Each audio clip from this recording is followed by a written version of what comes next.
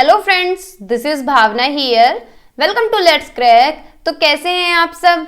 I hope आप सब अच्छे होंगे, तैयारी भी अच्छे से कर रहे होंगे। अब तो एग्ज़ाम आ ही गया है, इस महीने के लास्ट तक हो ही जाना है, क्या पता पहले भी हो जाए।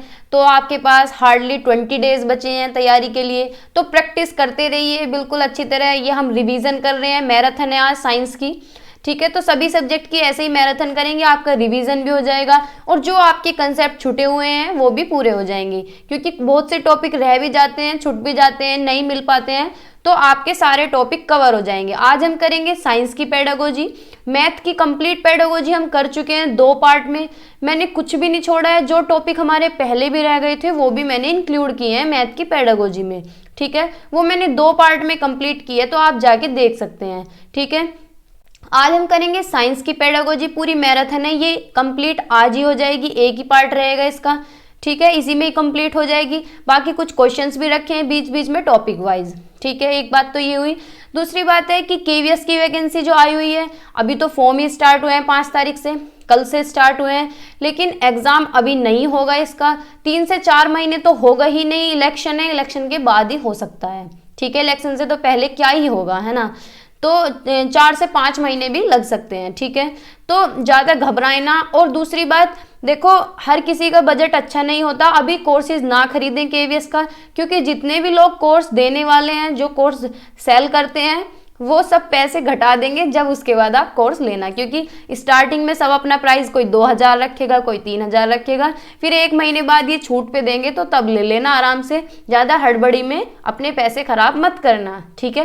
क्योंकि स्टार्टिंग में सब महंगे रेट बताते हैं, है ना, और खरीदते तो सभी हैं। बाकी अभी फिलहाल यूट्यूब से ही पढ़ लीजिए, और जो जिनका सीटेट पास नहीं है वो पहले सीटेट पे फोकस करें, उसके बाद केवीएस की तैयारी करें, है ना, जिन्होंने डिग्री कंप्लीट की हुई है, ठीक है।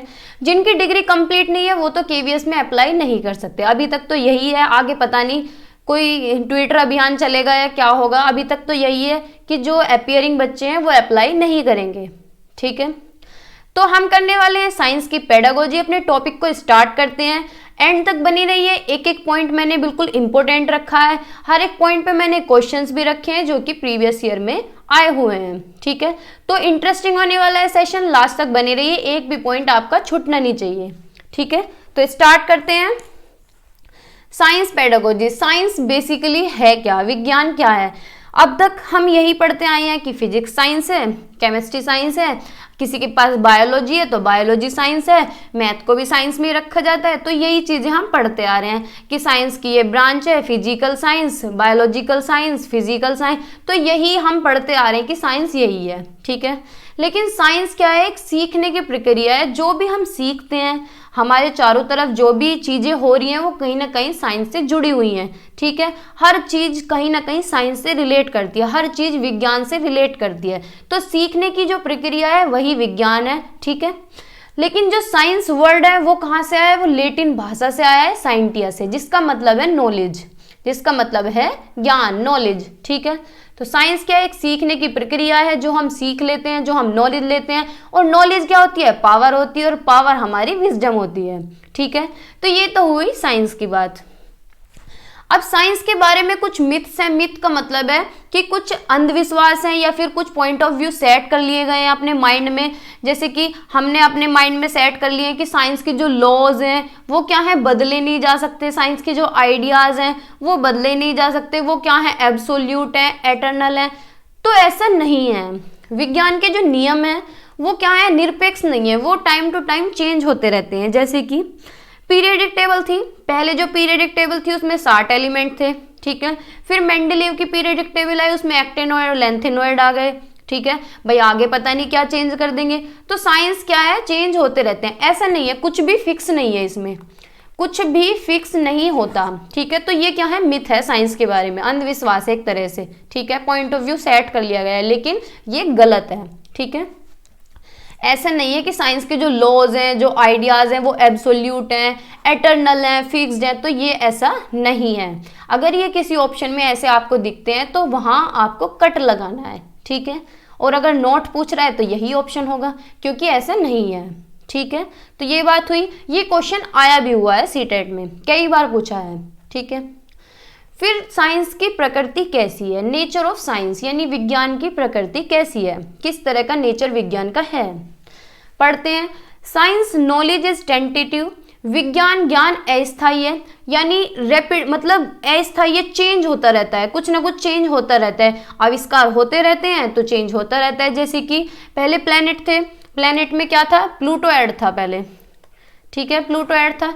फिर कुछ ना कुछ साइंटिस्ट ने कुछ खोज की, कुछ इन्वेस्टिगेशन करी, बहुत सारे एक्सपेरिमेंट्स किए होंगे, तो प्लूटो को फिर हटा दिया गया, है ना, फिर सन ऐड कर दिया गया। तो ऐसे क्या है, चेंज होता रहता है, अस्थायी है, कोई ऐसा नहीं है कि रुक जाएगा भाई, इतनी खोज हुई और उसके बाद रुक गया, ऐसा नहीं है, चेंज होता रहता है, टेंटेटिव बॉडी है ये, ठीक है। क्या है, साइंस की नॉलेज टेंटेटिव है, अस्थायी है, कितनी भी नॉलेज लो साइंस में वो भी कम है। अब जैसे कि चलो हम तो बिल्कुल आम बच्चे हैं, हम बीएससी कर रहे हैं, एमएससी कर रहे हैं, किसी एक सब्जेक्ट में मास्टरी कर लो, एक सब्जेक्ट छोड़ो, एक यूनिट का जो टॉपिक है उसमें भी मास्टरी हम कर सकते हैं। तो इसका विज्ञान का जो ज्ञान है वो अस्थायी है, फैलता ही जाता है, कितना भी तुम अंदर चले जाओ इसके, है ना, ठीक है। तो ये कुछ बात हुई। फिर है science is truly international enterprise, यानी विज्ञान वास्तव में क्या है, अंतरराष्ट्रीय उद्यम है। अब कुछ भी अगर खोज होती है, कोई भी टॉपिक हो, तो ऐसा तो है नहीं कि इंडिया के ही साइंटिस्ट उसमें इन्वॉल्व होते हैं, भाई फॉरेन कंट्री के भी होते हैं, ऑल ओवर वर्ल्ड के साइंटिस्ट इन्वॉल्व होते हैं। अगर मैं कहूँ तो जैसे कि ग्लोबल वार्मिंग है, ग्लोबल वार्मिंग आज के टाइम में बिल्कुल हॉट टॉपिक है, मुद्दा बना हुआ है, तो उस पर क्या रिसर्च चल रही है, हमारे देश के साइंटिस्ट भी हैं और बाकी देश के वैज्ञानिक भी लगे हुए हैं। तो ये क्या है, एक इंटरनेशनल एंटरप्राइजेज है, क्या है, अंतरराष्ट्रीय उद्यम है, ठीक है। फिर नेक्स्ट पॉइंट है, ये पॉइंट आए हुए हैं इसलिए मैंने रखे हैं, ठीक है, सारे पॉइंट इतने इंपॉर्टेंट है, एक एक पॉइंट इंपॉर्टेंट है और इन्हीं से ही क्वेश्चन बनता है और क्वेश्चंस भी हम देखेंगे कि किस तरह के क्वेश्चन बन रहे हैं, ठीक है। Science is rapidly expanding body of knowledge, विज्ञान क्या है, विज्ञान का ज्ञान तेजी से विस्तार हो रहा है। अब भाई तेजी से कैसे हो रहा है, देखो पहले के टाइम में किसी को गाने सुनने हुआ करते थे तो रेडियो बजाया करते थे, है ना, पहले क्या थी, रेडियो थी। फिर उसके बाद वो डेक आ गए जिनके अंदर वो कैसेट नहीं लगती थी, जिसके अंदर वो रील सी हुआ करती थी, अगर वो कैसेट टूट गई तो रील होती थी, है ना। फिर कैसेट आ गई, डेक आ गई, फिर उसके बाद सीडीज आ गई, सीडीज और डीवीडीज आ गई, है ना। फिर उसके बाद अब तो 70 तरह की चीजें, अब तो तुम गाने किसी भी चीज में सुन सकते हो, फोन में सुन सकते हो, लैपटॉप में सुन सकते हो, दीवार पे इतने बड़े बड़े प्रोजेक्टर या एलईडीज लग रही हैं उनसे सुन सकते हो। तो ये क्या है, एक्सपेंडिंग बॉडी, विस्तार हो रहा है साइंस का। अब पता नहीं आगे क्या आ जाएगा, है ना।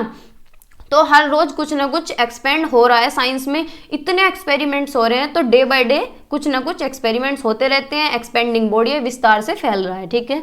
तो किसी ने इतना सोचा नहीं था कि इतनी ज़्यादा एक्सपेंड हो जाएगी, ठीक है। तो साइंस क्या है, तेजी से विस्तार कर रहा है, ठीक है। यहाँ तक समझ आया सभी को। अब देखो क्वेश्चंस इसके ऊपर देखते हैं, ये प्रीवियस ईयर में आया हुआ क्वेश्चन है। Question number first, which one of the following is not true of the nature of science, कौन सा साइंस के बारे में एक सही नहीं है, नहीं पूछा है, गलत पूछा है। निम्नलिखित में से कौन सा विज्ञान की प्रकृति के बारे में सही नहीं है। ए ऑप्शन है, साइंस इज ऑलवेज टेंटेटिव, क्या हो गया भाई, साइंस इज ऑलवेज टेंटेटिव, विज्ञान हमेशा अस्थायी होता है, सही बात है भाई, टेंटेटिव है, कुछ ना कुछ एक्सपेरिमेंट्स होते रहते हैं, चीजें इंक्लूड भी होती हैं और चीजें हट भी जाती हैं, है ना। साइंस प्रमोट्स स्केप्टिसिज्म, विज्ञान संशयवाद को बढ़ावा देता है, यानी कुछ ना कुछ एक्सपेरिमेंट्स होते रहते हैं, क्लू निकलता रहता है, फिर आगे कुछ करते हैं, फिर क्लू निकलता है, मतलब कुछ ना कुछ क्लू निकलते रहते हैं, चीजें उस पर बढ़ती रहती हैं। Science is a process of constructing knowledge, विज्ञान ज्ञान के निर्माण की एक प्रक्रिया है, ये बात भी सही है। साइंस क्या है, प्रोसेस ऑफ कंस्ट्रक्टिंग नॉलेज, यानी हम सीखते रहते हैं साइंस में, ठीक है, सीखने की एक प्रक्रिया है। Science is static in nature, विज्ञान प्रकृति में स्थिर है, स्थिर नहीं है भाई, ये बात गलत है, स्थिर नहीं है, कैसा है, अस्थिर है, कोई उसका कोई लिमिटेशन नहीं है, हर रोज कुछ ना कुछ एक्सपेरिमेंट होता है तो फिर नई चीज आ जाती है, फिर नया बढ़ जाता है, फिर और कुछ हो जाता है, तो स्थिर नहीं है, फिक्स्ड नहीं है, एक जगह रुका नहीं हुआ है, ठीक है। तो फर्स्ट, सेकंड और थर्ड यानी ए बी सी ऑप्शन हमारे ठीक है। तो गलत पूछा है, नॉट पूछा है, तो कौन सा ऑप्शन होगा, डी ऑप्शन हमारा यहाँ पे सही होगा, ठीक है। तो डी ऑप्शन हमारा करेक्ट है, ठीक है।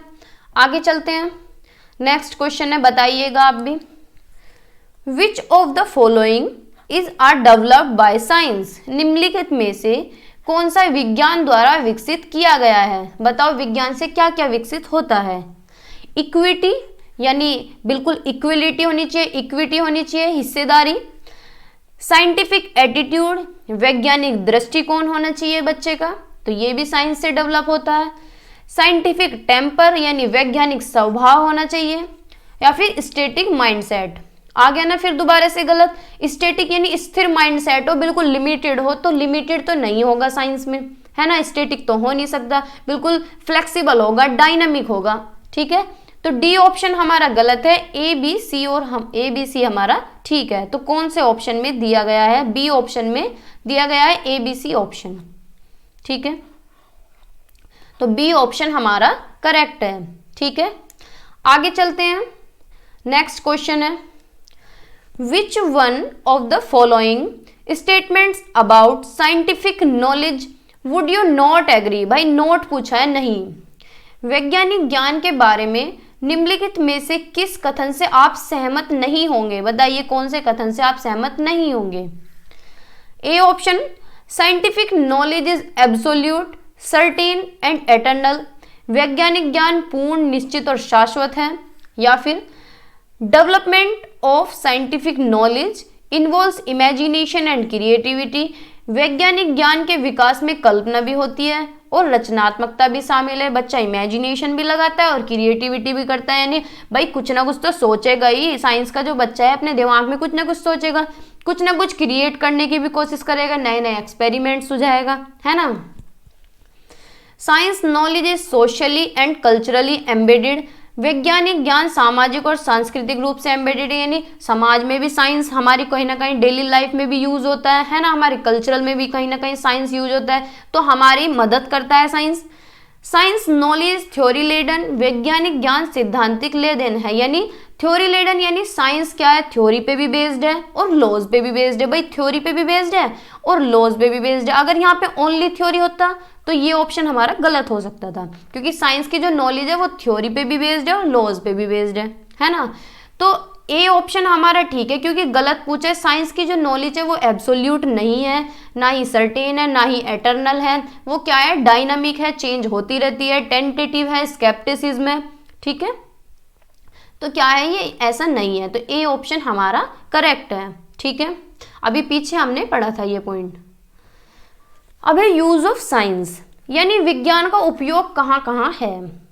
तो देखो अगर देखा जाए तो हर फील्ड में विज्ञान है, हर जगह साइंस है। कहीं ना कहीं साइंस इतना ज़्यादा विस्तार से तेजी से चल रहा है कि भाई एक साल होती नहीं है, कुछ ना कुछ नई टेक्नोलॉजी आ जाती है, कुछ ना कुछ नया आता ही रहता है, कोई ना कोई आविष्कार होता ही रहता है ना।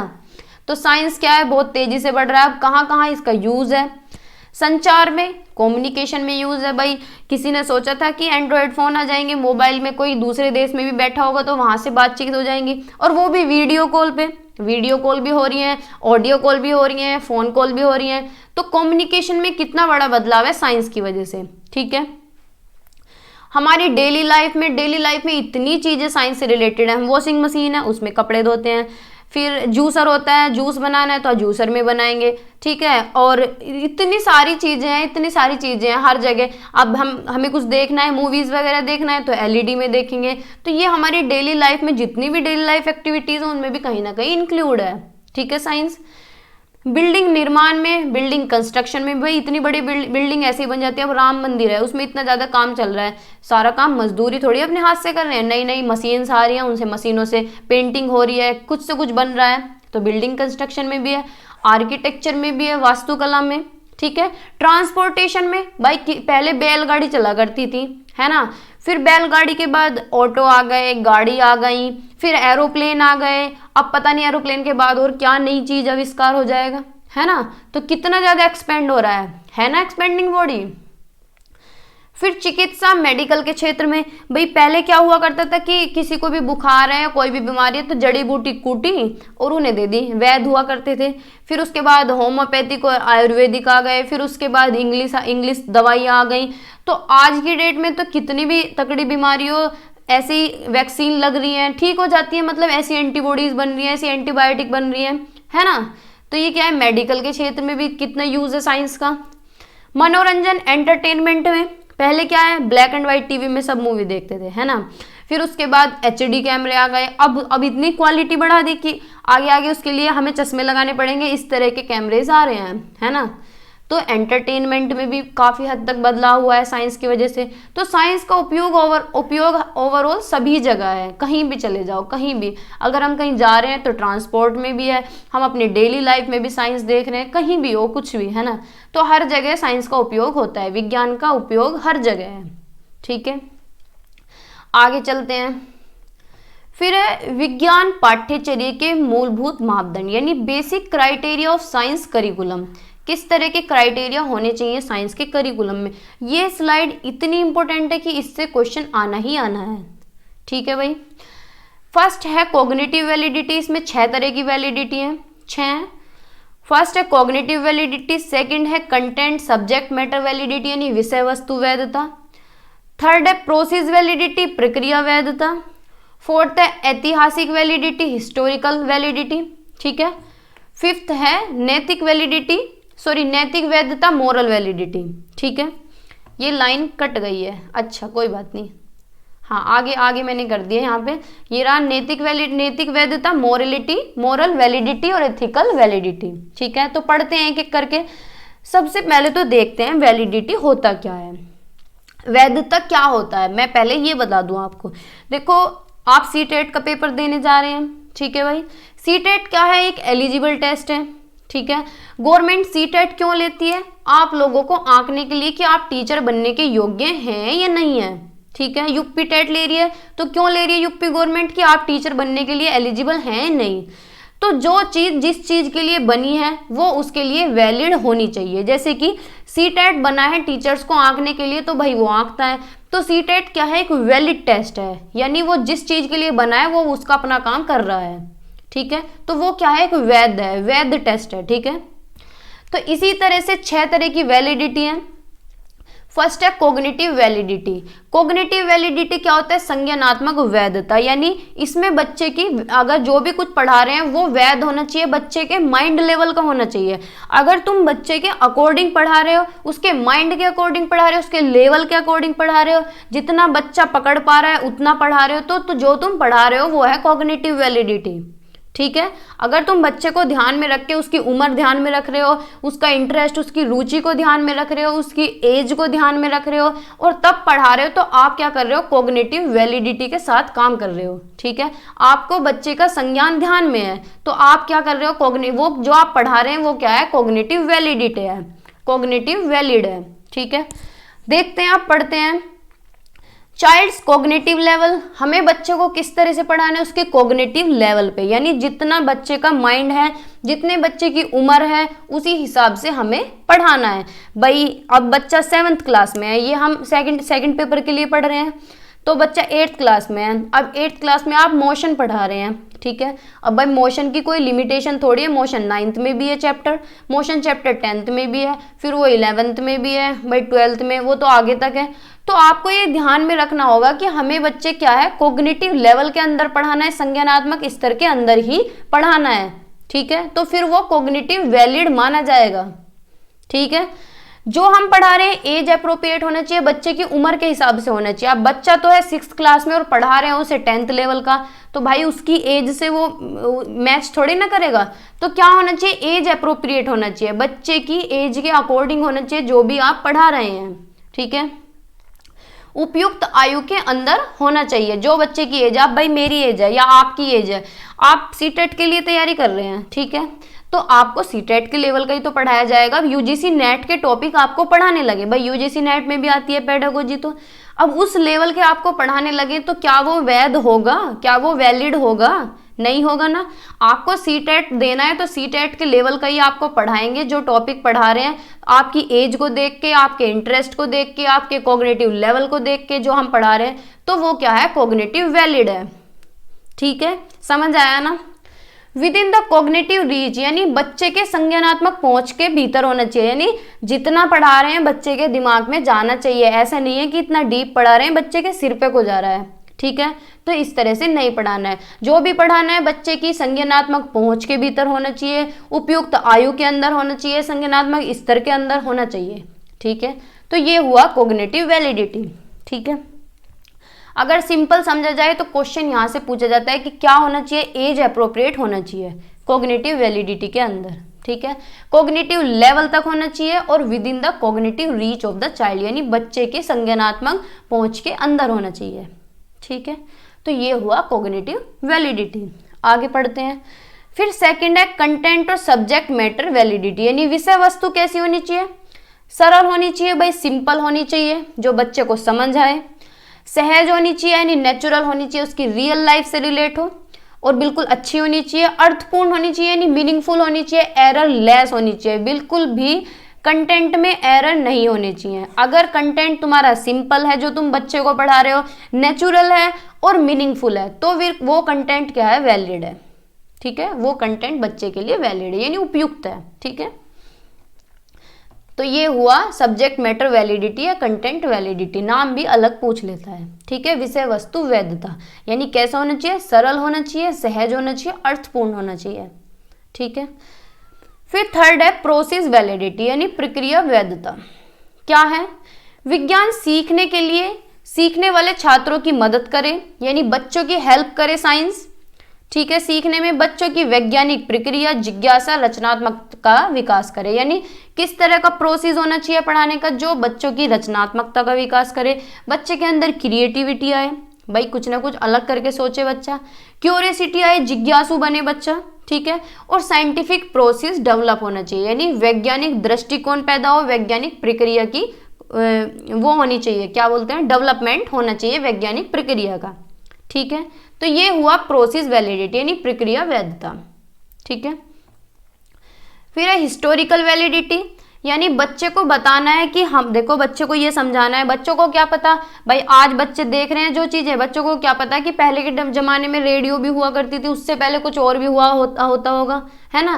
तो बच्चे को क्या है, ये कंसेप्ट सारे बताने हैं कि कैसे साइंस इतनी जल्दी इवोल्व किया, कैसे साइंस ने समय के साथ इवोल्व किया, पहले टाइम पे क्या हुआ करता था, आज के टाइम पे क्या होता है। पहले के टाइम पे दूध जो बिलोया करते थे वो रही से बिलोया करते थे, बच्चों ने क्या देखा है, जो छोटे बच्चे हैं उन्हें क्या पता। तो बच्चों को क्या है, हिस्टोरिकल वैलिडिटी भी बतानी है यानी जो चीजें चलती आ रही हैं पहले जमाने से उसके बारे में भी अवेयर कराना है, बताना है कि साइंस के कंसेप्ट कैसे टाइम के साथ चेंज हुए हैं। ठीक है, तो ये हुआ हिस्टोरिकल वैलिडिटी यानी ऐतिहासिक वैधता। आगे चलते हैं, फिर है मॉरल वैलिडिटी, इथिकल वैलिडिटी या फिर नैतिक वैधता। ठीक है, जो भी हम बच्चे को पढ़ा रहे हैं वो इस तरह से पढ़ाएं कि बच्चे के अंदर ऑनेस्टी आए यानी ईमानदार हो बच्चा, भाई बच्चा क्लास में भी ईमानदार हो, टीचर के साथ भी ईमानदार हो, घर पे भी ईमानदार हो। जब बच्चा पढ़ के निकल जाए, आगे कुछ प्रोफेशन जाए, तो बच्चे के अंदर हमें इस तरह की स्किल्स डेवलप करनी है कि बच्चा हमेशा ईमानदार रहे। डॉक्टर बने तो अपना फर्ज अच्छे से निभाए, टीचर बने तो एक शिक्षक को अपना फर्ज कितना अच्छे से निभाना चाहिए तो टीचर को पता होता है। तो इस तरह की हमें स्किल्स बच्चे के अंदर डेवलप करनी है।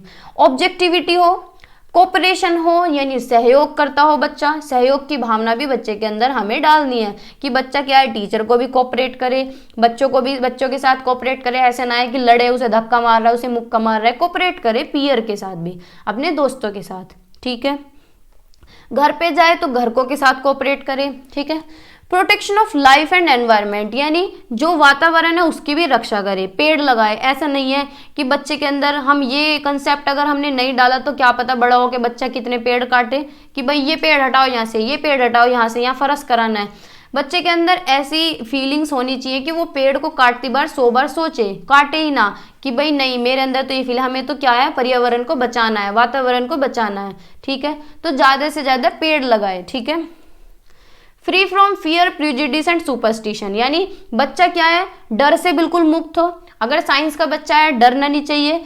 कुछ भी अगर माइंड में क्वेश्चन आ रहा है तो क्लास में ऐसे ही पूछ ले कि मैडम मुझे तो ये पूछना है, ये समझ नहीं आ रहा, भाई डरना क्यों है, टीचर से पूछो आराम से।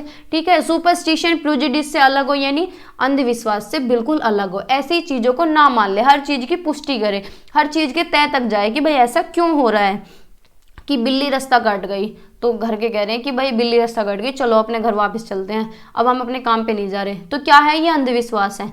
इनकी तह तक जाए कि ऐसा क्यों हो रहा है, या फिर ये गलत चीजें हैं, ये पहले जमाने से बनती आ रही है, रूढ़िवादिता है, ठीक है।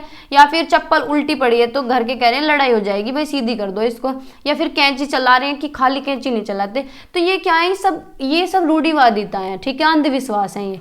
तो क्या है, अंधविश्वास से भी मुक्त होना चाहिए साइंस का बच्चा, ठीक है।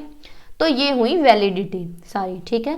फर्स्ट है कॉग्निटिव वैलिडिटी, यानी जो भी बच्चे के पढ़ा रहे हैं वो बच्चे के दिमाग में जाए, उसकी एज के अकॉर्डिंग होना चाहिए, उसके इंटरेस्ट के अकॉर्डिंग होना चाहिए, ठीक है। जो भी कंटेंट या सब्जेक्ट मैटर पढ़ा रहे हैं वो बिल्कुल सिंपल होना चाहिए, नेचुरल होना चाहिए और मीनिंगफुल होना चाहिए, ठीक है।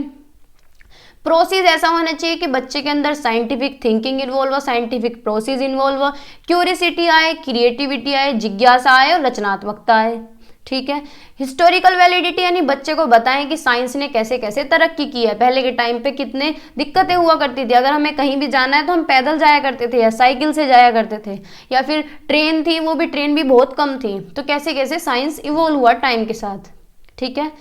उसे मॉरल वैलिडिटी के बारे में बताना है कि ऑनेस्टी होनी चाहिए, कोऑपरेशन होना चाहिए और protection of life and environment, यानी अपने वातावरण की कैसे रक्षा करनी है, तो ये मॉरल वैलिडिटी होनी चाहिए, ठीक है। तो ये हुए वैलिडिटी की बात। अब इनसे कुछ क्वेश्चन कर लेते हैं, ठीक है, बताइएगा आप भी। नेक्स्ट क्वेश्चन है the criteria of process validity of science curriculum requires that, विज्ञान पाठ्यचर्या की प्रक्रिया वैधता की कसौटी के लिए यह आवश्यक है। क्या आवश्यक है? Science should be presented as a value free discipline uninfluenced by social concerns, यानी विज्ञान को सामाजिक सरोकारों से अप्रभावित एक मूल्य मुक्त अनुशासन के रूप में प्रयुक्त किया जाना चाहिए, कि डिसिप्लिन के रूप में प्रेजेंट करें साइंस को। या फिर science should be taught as a specialised discipline with its unique characteristic, यानी विज्ञान को उसकी अनूठी विशेषताओं के साथ एक विशेष विषय के रूप में पढ़ाया जाना चाहिए। या फिर learner should be familiarised with various natural process, यानी शिक्षार्थी को विभिन्न प्राकृतिक प्रक्रियाओं से परिचित होना चाहिए। या फिर learner should be engaged in processes that lead to generation of scientific knowledge, शिक्षार्थियों को उन प्रक्रियाओं में शामिल किया जाना चाहिए जो वैज्ञानिक ज्ञान के सृजन की ओर ले जाती हों। तो बताइए कौन सा ऑप्शन होगा, बताइए जल्दी से। देखो भाई, ए ऑप्शन तो होगा नहीं कि हमें अनुशासन की तरफ तो लेके जाना चाहिए, कि हम साइंस इसलिए पढ़ा रहे हैं कि बच्चा क्या है, अनुशासन से हर चीज प्रेजेंट करे, अनुशासन में रह के प्रेजेंट करे, तो ऐसा नहीं करना है, ठीक है। क्या है, विज्ञान को उसकी अनूठी विशेषताओं के साथ एक विशेष विषय के रूप में पढ़ाना है। नहीं, हम कोई भी सब्जेक्ट पढ़ा रहे हैं, हमें विशेष विषय की तरह नहीं पढ़ाना है, हमें वो दूसरे से कनेक्ट करके पढ़ाना है, दूसरे से को रिलेट करके पढ़ाना है। भाई साइंस पढ़ा रहे हैं तो उसे हिस्ट्री भी पता होनी चाहिए कि भाई कैसे कैसे साइंटिस्ट कहाँ से आए, क्या उन्होंने किया, कौन कौन से एक्सपेरिमेंट किए, तो हमें हिस्ट्री भी उसमें इन्वॉल्व करनी है, लैंग्वेज भी इन्वॉल्व करनी है, तो सारी चीज़ें हमें इन्वॉल्व करनी है। तो विशेष विषय के रूप में हम नहीं पढ़ाएंगे, ठीक है। शिक्षार्थियों को विभिन्न प्राकृतिक प्रक्रियाओं से परिचित होना चाहिए, अलग अलग नेचुरल प्रोसेस से फेमिलियर होना चाहिए, ये बात ठीक है। लेकिन इससे अच्छा ऑप्शन ये वाला है कि हमें क्या है, शिक्षार्थियों को उन प्रक्रियाओं में शामिल किया जाना चाहिए, इस तरह के प्रोसेस में बच्चों को इन्वॉल्व करें कि बच्चों के अंदर क्या है, क्रिएटिविटी आए, ठीक है, सृजन करने की ओर ले जाती हो। इस तरह की एक्टिविटी हमें करानी है जो कि लीड टू जनरेशन हो, ठीक है, कुछ बच्चों को सीखने के लिए मिले। तो ये पॉइंट हमारा बहुत अच्छा है, डी ऑप्शन हमारा करेक्ट है, ठीक है। आगे चलते हैं, फिर नेक्स्ट क्वेश्चन है कॉग्निटिव वैलिडिटी। देखो आ गया ना इसके ऊपर क्वेश्चन, इससे बहुत क्वेश्चन आए हैं। Cognitive validity of science curriculum at upper primary stage implies that it should, उच्च प्राथमिक स्तर पर विज्ञान पाठ्यक्रम की संज्ञानात्मक वैधता का अर्थ यह होना चाहिए। क्या होना चाहिए भाई, इसका अर्थ पूछा है बस कॉग्निटिव वैलिडिटी का। Use appropriate pedagogical process in teaching, शिक्षण में उपयुक्त शैक्षणिक प्रक्रियाओं का उपयोग करें। या फिर enable the child to view science as social enterprise, बच्चे को विज्ञान को एक सामाजिक उद्यम के रूप में देखने में सक्षम बनाता है। या फिर convey significant and scientifically correct facts, महत्वपूर्ण और वैज्ञानिक रूप से सही तथ्यों को व्यक्त करें। या फिर बी एज एप्रोप्रिएट, उम्र के उपयुक्त हो कॉग्निटिव वैलिडिटी। तो बताइए कौन सा एक ऑप्शन होगा। देखो वैसे तो सारे ही ऑप्शन बिल्कुल ठीक हैं, लेकिन हमसे पूछा क्या गया है, कॉग्निटिव वैलिडिटी, कि cognitive validity of science curriculum at upper primary stage implies that, कि इससे क्या मतलब है। इसका मतलब है कॉग्निटिव वैलिडिटी का कि कैसा होना चाहिए, एज अप्रोप्रिएट मटेरियल होना चाहिए, जो पढ़ा रहे हैं वो एज अप्रोप्रिएट होना चाहिए। यही पॉइंट हम पीछे पढ़ के आए हैं, ठीक है। बाकी सारे ठीक है, लेकिन पूछा जो वर्ड गया है उसका मतलब बताना है कि कैसा होना चाहिए। कॉग्निटिव वैलिडिटी के अंदर क्या होना चाहिए, एज अप्रोप्रिएट होना चाहिए, जो भी पढ़ा रहे हैं वो बच्चे के उम्र उपयुक्त हो, जिस एज का बच्चा है उसे उसी तरह से पढ़ाना है, ठीक है। तो डी ऑप्शन हमारा करेक्ट है, ठीक है। आगे चलते हैं, देखो फिर आ गया एक क्वेश्चन कॉग्निटिव वैलिडिटी का ही। Cognitive validity of science curriculum at upper primary stage requires that it should, कैसा होना चाहिए, उच्च प्राथमिक स्तर पर विज्ञान पाठ्यक्रम की संज्ञानात्मक वैधता के लिए आवश्यक है कि उस उम्र के अनुकूलन हो और छात्रों के समझ के स्तर के पहुंच के भीतर हो, या फिर be as appropriate and within the reach of students understanding level. अभी पीछे पढ़ के आए हैं, बहुत ईजी है, बताएंगे आप। बी ऑप्शन है कन्वे कंटेंट साइंटिफिकली करेक्ट, या फिर nurture the natural curiosity and creativity of the learner. D option है enable the student to appreciate how the concept of science evolved with time। तो देखिए examiner ने कितने अच्छे अच्छे ऑप्शंस डाले हैं कंफ्यूज करने के लिए। भाई हम बच्चों को बता रहे हैं कि कैसे कैसे साइंस इवोल्व हुआ, तो ये क्या हुआ, हिस्टोरिकल वैलिडिटी। अगर हिस्टोरिकल वैलिडिटी पूछता तो हमारा डी ऑप्शन होता कि भाई कैसे कैसे साइंस आगे बढ़ा है, ठीक है। Nurture the natural curiosity and creativity of the learner, ये ऑप्शन भी कितना अच्छा है। कन्वे कंटेंट साइंटिफिकली करेक्ट, तो ये कंटेंट वैलिडिटी हो गया, है ना। तो ए ऑप्शन हमारा ठीक है कि ए ऑप्शन में हम पढ़ के आए हैं कॉग्निटिव वैलिडिटी में कि जो भी बच्चे को पढ़ा रहे हैं उसकी एज अप्रोप्रिएट होना चाहिए, यानी उम्र उपयुक्त हो, और उसके संज्ञानात्मक पहुंच के बिल्कुल भीतर हो, यानी with in the cognitive reach of the child, ठीक है भाई। तो ए ऑप्शन हमारा करेक्ट है। आई होप आप समझ पा रहे होंगे, समझ तो आ रहा होगा सभी को, है ना। बताइए फिर है साइंस एंड टेक्नोलॉजी, यानी विज्ञान और तकनीकी। सब सोचते हैं कि साइंस और टेक्नोलॉजी एक ही है, तो साइंस और टेक्नोलॉजी एक नहीं है, दोनों अलग अलग चीज है, ठीक है। एक साइंस बहुत बड़ी चीज है, टेक्नोलॉजी बहुत छोटी सी चीज है, यानी साइंस तो पिताजी मानो, टेक्नोलॉजी बच्चा हो गया इसका, ठीक है, अगर सिंपल भाषा में कहूँ। आगे पढ़ते हैं, देखते हैं। Science is universal but technology is local specific. विज्ञान सार्वभौमिक है लेकिन प्राद्योगिक या तकनीकी क्या है, स्थानीय विशिष्ट है। भाई साइंस क्या है, यूनिवर्सल है, कोई लिमिटेशन नहीं है। ब्रॉड एंड डिवियर है, क्या है, व्यापक प्रयास है, यानी साइंस की कोई लिमिटेशन नहीं है, कोई फिक्सनेस नहीं है, इतना बड़ा है ये, ब्रॉड एंड डिवियर यानी बहुत बड़े लेवल पे है। लेकिन टेक्नोलॉजी क्या है, लोकल स्पेसिफिक है और गोल ओरिएंटेड है, लक्ष्योन्मुखी है। यानी कैसे है गोल ओरिएंटेड, देखो भाई जैसे कि आसमान में चिड़िया उड़ रही थी पहले, मतलब स्टार्टिंग में जब पक्षी आए होंगे तो साइंटिस्ट ने देखा कि पक्षी क्यों उड़ रहे हैं, कि नीचे से हाई प्रेशर लग रहा है, ऊपर से लो प्रेशर लग रहा है, तो इस वजह से उनके पंख उड़ पा रहे हैं, वो उड़ पा रहे हैं, ठीक है। तो ये हुआ साइंस, ठीक है।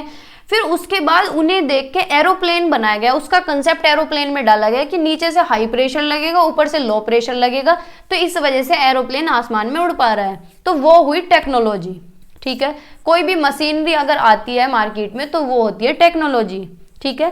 साइंस क्या है, एक ओपन एंडेड एक्सप्लोरेशन है, यानी खुला अन्वेषण है, कि भाई साल साल भर कुछ ना कुछ एक्सपेरिमेंट होता रहता है। भाई 10-10 साल भी लग जाते हैं, 2-2 साल 3-3 साल साइंटिस्ट को खोज करते करते। तो ये क्या है, ओपन एंडेड एक्सप्लोरेशन, यानी खुला अन्वेषण है।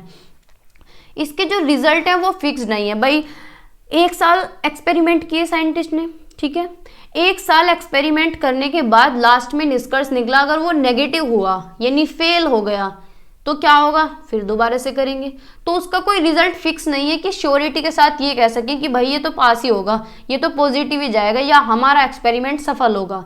तो ऐसा नहीं हो सकता, सफल भी हो सकता है, असफल भी हो सकता है, तो इसके कोई रिजल्ट फिक्स नहीं है, ठीक है। टेक्नोलॉजी भी एक एक्सप्लोरेशन, लेकिन इसका एक डेफिनेट गोल है। अब डेफिनेट गोल कैसे है, जैसे कि फोन मार्केट में आया, भाई आपका एंड्रॉयड फोन है, मेरा एंड्रॉयड फोन है, कोई भी फोन हो, उसकी लाइफ पहले ही सेट कर दी कि भाई 2 साल ये फ़ोन चलेगा या फिर 3 साल ये फ़ोन चलेगा।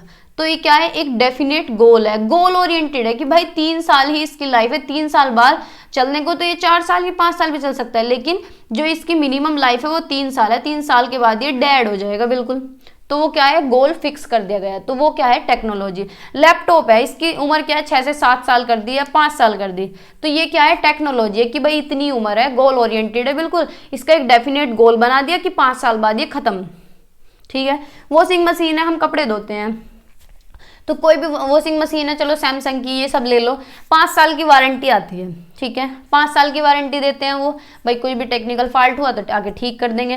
5 साल में मान लो वो 7 साल चल गई, 8 साल चल गई, 8 साल के बाद वो डेड हो जाएगी, बिल्कुल खत्म हो जाएगी, कबाड़ी में जाएगी, प्लास्टिक में। ठीक है, तो वो क्या है, गोल ओरिएंटेड है, फिक्स हो गई कि भाई इतनी उम्र है इसकी। तो ये सब क्या है, टेक्नोलॉजी है। लेकिन साइंस क्या है, यूनिवर्सल है, सार्वभौमिक है, एक्सपेरिमेंट्स होते रहते हैं, ओपन एंडेड एक्सप्लोरेशन है और ब्रॉड एंडीवियर है, बहुत बड़ा वर्ड है, और टेक्नोलॉजी एक छोटू सा वर्ड है। ठीक है, ये तो है साइंस और ये है टेक्नोलॉजी। ठीक है भाई, है ना, आया समझ? आगे चलते हैं। अब बताइएगा, क्वेश्चन बताइए, Which among the following statements describe the relationship between science and technology? निम्नलिखित में से कौन सा कथन विज्ञान और प्रौद्योगिकी के बीच संबंध का वर्णन करता है? बताइए कौन सा होगा। ए ऑप्शन है, technology is a more creative process as compare to science, कि भैया टेक्नोलॉजी तो क्रिएटिव प्रोसेस है लेकिन साइंस के कंपैरिजन में ज्यादा है। तो क्या ऐसा है कि विज्ञान की तुलना में प्रौद्योगिक एक अधिक रचनात्मक प्रोसेस है? तो ऐसा है क्या?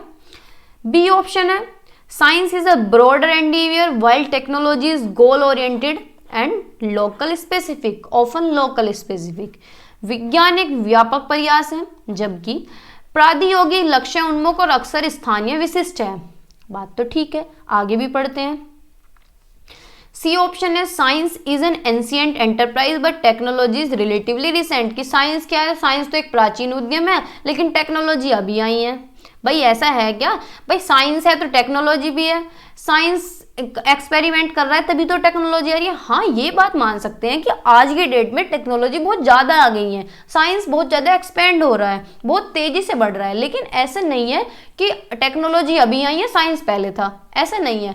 टेक्नोलॉजी पहले से ही है लेकिन पहले कम थे, अब ज़्यादा आ गई है ना। अब हर चीज़ की टेक्नोलॉजी आ गई है। भाई रोटी नहीं बनानी आ रही तो रोटी मेकर खरीद लो, कपड़े नहीं धोने आ रहे तो मशीन खरीद लो, बर्तन नहीं धोने आ रहे तो बर्तन धोने की मशीन खरीद लो। यानी टेक्नोलॉजी बहुत ज़्यादा आ गई है ना, लेकिन थी तो पहले भी। ठीक है, science and technology proceed independently and in isolation from each other, यानी विज्ञान और प्रौद्योगिकी क्या स्वतंत्र रूप से एक दूसरे से अलगाव से आगे बढ़ते हैं, अलगाव में? तो ऐसा भी नहीं है, एक दूसरे के साथ ही है। भाई साइंस एक्सपेरिमेंट करेगा जब भी तो कहीं ना कोई टेक्नोलॉजी आएगी, है ना। तो बी ऑप्शन हमारा करेक्ट है कि साइंस क्या है, एक ब्रॉडर एंडीवियर है, लेकिन टेक्नोलॉजी क्या है, गोल ओरिएंटेड है, इसका एक गोल फिक्स कर दिया गया है। कोई भी टेक्निक हो, कोई भी तकनीकी हो, कि इसकी उम्र 2 साल है, इसकी वारंटी 4 साल है, ये 10 साल चलेगा, ये 5 साल चलेगा, कोई भी टेक्नोलॉजी आप A to Z कितनी भी महंगी लो, सबकी यही है कि गोल हो जाता है फिक्स। ठीक है, लोकल स्पेसिफिक है। ठीक है, लेकिन साइंस क्या है, ब्रॉड वर्ड है, ओपन एंडेड एक्सप्लोरेशन है, कोई इसका रिजल्ट फिक्स नहीं है, बड़े लेवल पे काम करता है, सार्वभौमिक लेवल पे काम करता है। ठीक है, तो बी ऑप्शन हमारा करेक्ट है। आगे चलते हैं, ये क्या हो रहा है भैया। नेक्स्ट क्वेश्चन है, which one of the following is most appropriate with reference to science and technology? विज्ञान एवं तकनीकी के संदर्भ में निम्नलिखित में से कौन सा सर्वाधिक उपयुक्त है? तो बताइए कौन सा एक बढ़िया ऑप्शन है। ठीक है, फर्स्ट है, science follows scientific method while technology does not, कि विज्ञान क्या है, वैज्ञानिक पद्धति का अनुगमन करता है जबकि तकनीकी ऐसा नहीं करती। तो ये है क्या, science is more creative than technology, कि साइंस तो ज़्यादा क्रिएटिव है टेक्नोलॉजी से। या फिर science is open ended while technology is goal oriented, विज्ञान मुक्त अंत वाला है, इसका कोई अंत नहीं है, कोई रिजल्ट फिक्स नहीं है, लेकिन तकनीकी क्या है, लक्ष्योन्मुखी है, यानी लक्ष्य निर्धारित है कि इतना ही लक्ष्य इसका है। ठीक है, science was present in ancient time while technology was not, कि साइंस तो पुराने जमाने में होता था लेकिन टेक्नोलॉजी नहीं थी। तो ये क्या सही है भैया? तो ये ऑप्शन हमारा गलत है कि टेक्नोलॉजी नहीं थी, साइंस पुराने टाइम में था। या फिर साइंस तकनीक की तुलना में ज़्यादा सृजनात्मक है विज्ञान, तो ऐसा भी नहीं है। वैज्ञानिक पद्धति का अनुगमन करता है विज्ञान जबकि तकनीकी ऐसा नहीं करती, तो ऐसा नहीं है। ये ऑप्शन ठीक है थर्ड, की साइंस क्या है, ओपन एंडेड एक्सप्लोरेशन है, बल्कि टेक्नोलॉजी क्या है, गोल ओरिएंटेड है, लोकल स्पेसिफिक है, फिक्स्ड है इसका टाइम पीरियड। ठीक है, तो थर्ड ऑप्शन हमारा करेक्ट है। ठीक है, समझ आया? फिर है इंटरडिसिप्लिनरी नेचर ऑफ साइंस, यानी विज्ञान की अंत्य विषय वस्तु। भाई किस तरह से पढ़ाना है? जो विज्ञान का नेचर है वो है इंटरडिसिप्लिनरी, यानी एक दूसरे से कोरिलेट करके पढ़ाना है। हमें विज्ञान कैसे पढ़ाना है, साइंस कैसे पढ़ाना है, डेली लाइफ से रिलेट करके पढ़ाना है। बच्चे की रोजमर्रा की जिंदगी के एग्जाम्पल देने हैं। भाई हम कुछ भी पढ़ा रहे हैं तो बच्चे को क्या है, बच्चे को कहेंगे अपने घर पे जाके ये करना। तुम अपने घर पे बच्चा देख रहा है कि भाई कुकर में सीटी आ रही है, तो उसके पीछे क्या लॉजिक है, क्या साइंस लगी हुई है इसके पीछे, तो अपने आप उस पर तर्क लगाए, उस अपने आप क्रिएटिविटी, अपने माइंड में कुछ ना कुछ सोचे, एक्सप्लोर करे चीज़ों को, देखे कि कुकर में सीटी क्यों आ रही है। भाई नीचे से हीट लग रही है, अंदर हाई प्रेशर है इसलिए सीटी आ रही है। ठीक है, तो अगर ये जैसे पानी में क्या है, बोतल डूब नहीं रही है, तो उसके पीछे का रीजन ढूंढने की बोतल क्यों नहीं ढूंढ रही है, डूब रही है। कोई भी भारी सामान है पानी में डालो वो डूबता नहीं है। ठीक है, तो सॉरी भारी सामान पानी में डूब जाता है तो वो क्यों डूब रहा है, हल्का सामान ऊपर तैर जाता है तो क्यों तैर रहा है।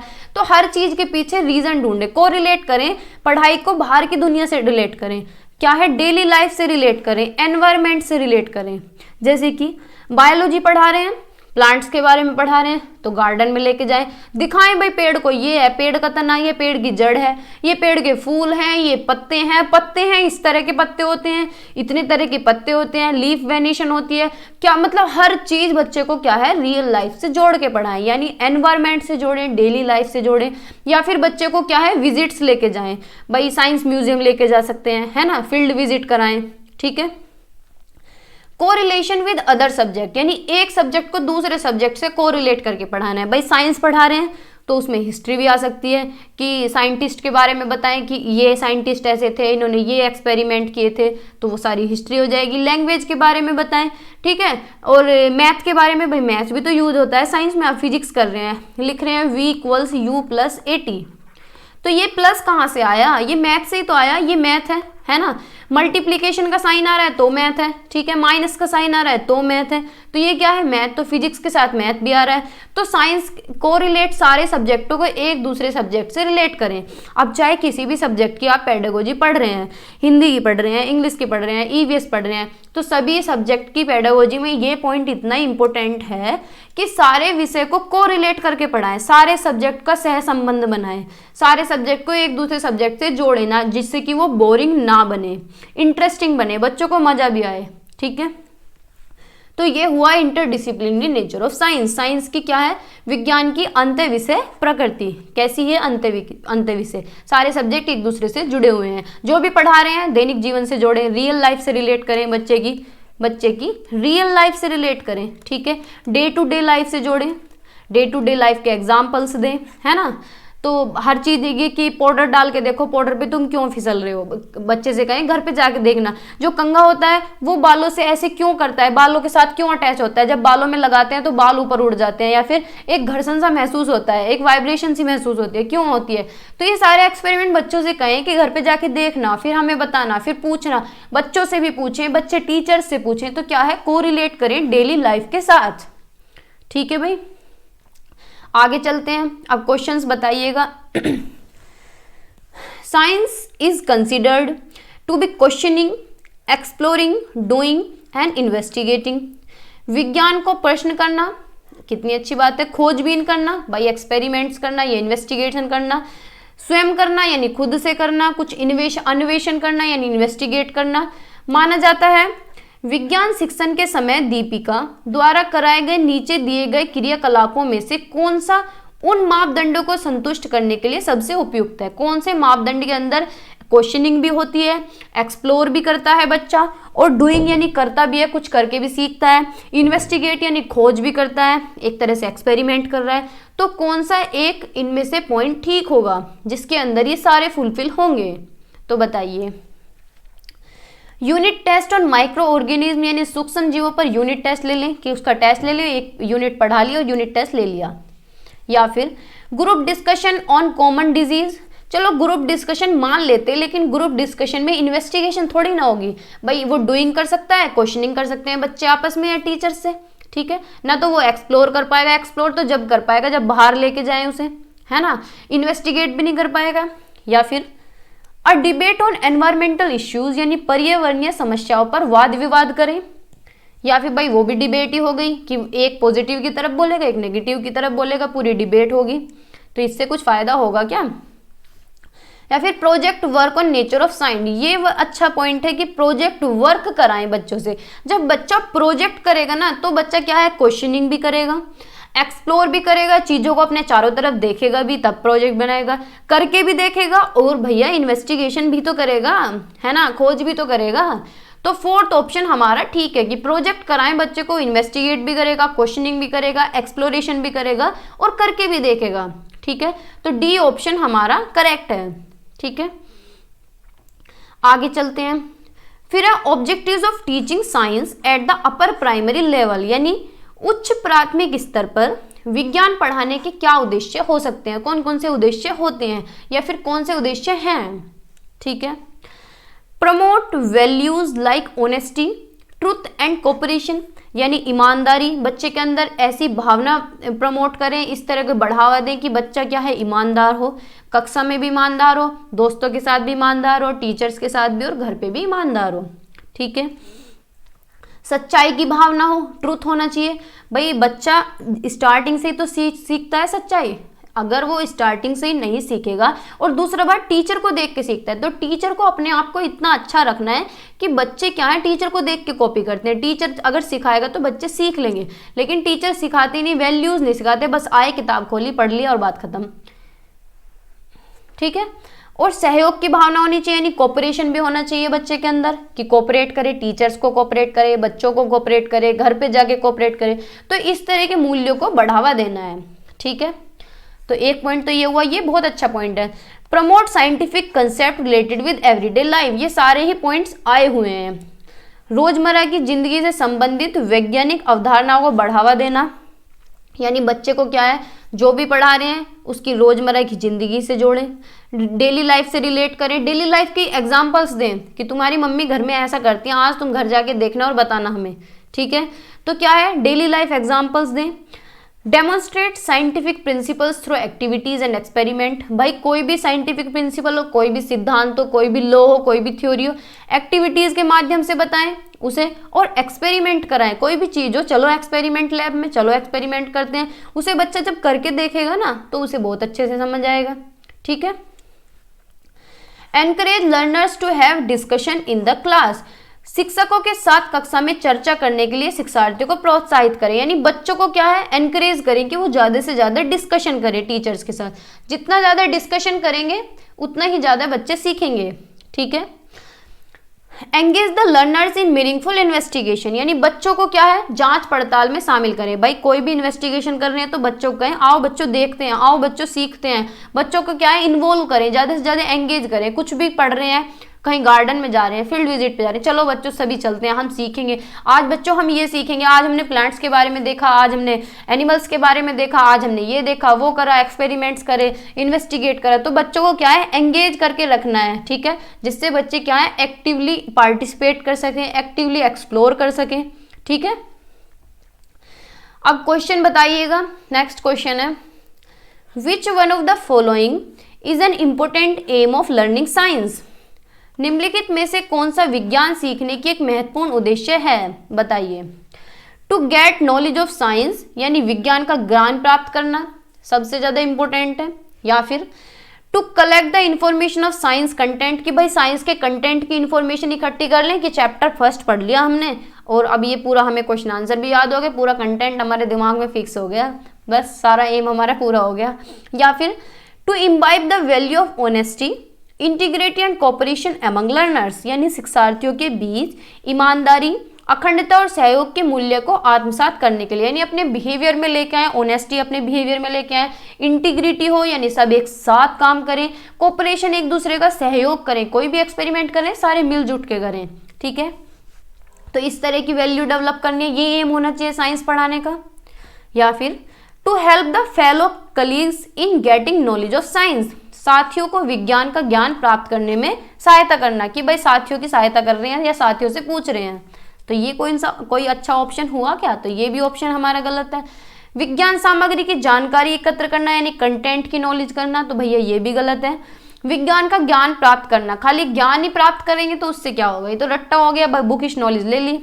ये अच्छा है कि साइंस पढ़ाने का ये एम होना चाहिए कि बच्चे के अंदर क्या है, ईमानदारी भी आए, अखंडता भी आए, सहयोग की भावनाएं भी आए, तो इस तरह के मूल्यों को बढ़ावा देना है, ठीक है। तो साइंस पढ़ाने का यही एम होना चाहिए। तो सी ऑप्शन हमारा यहाँ पे करेक्ट है। आगे चलते हैं, आई होप आप समझ पा रहे होंगे।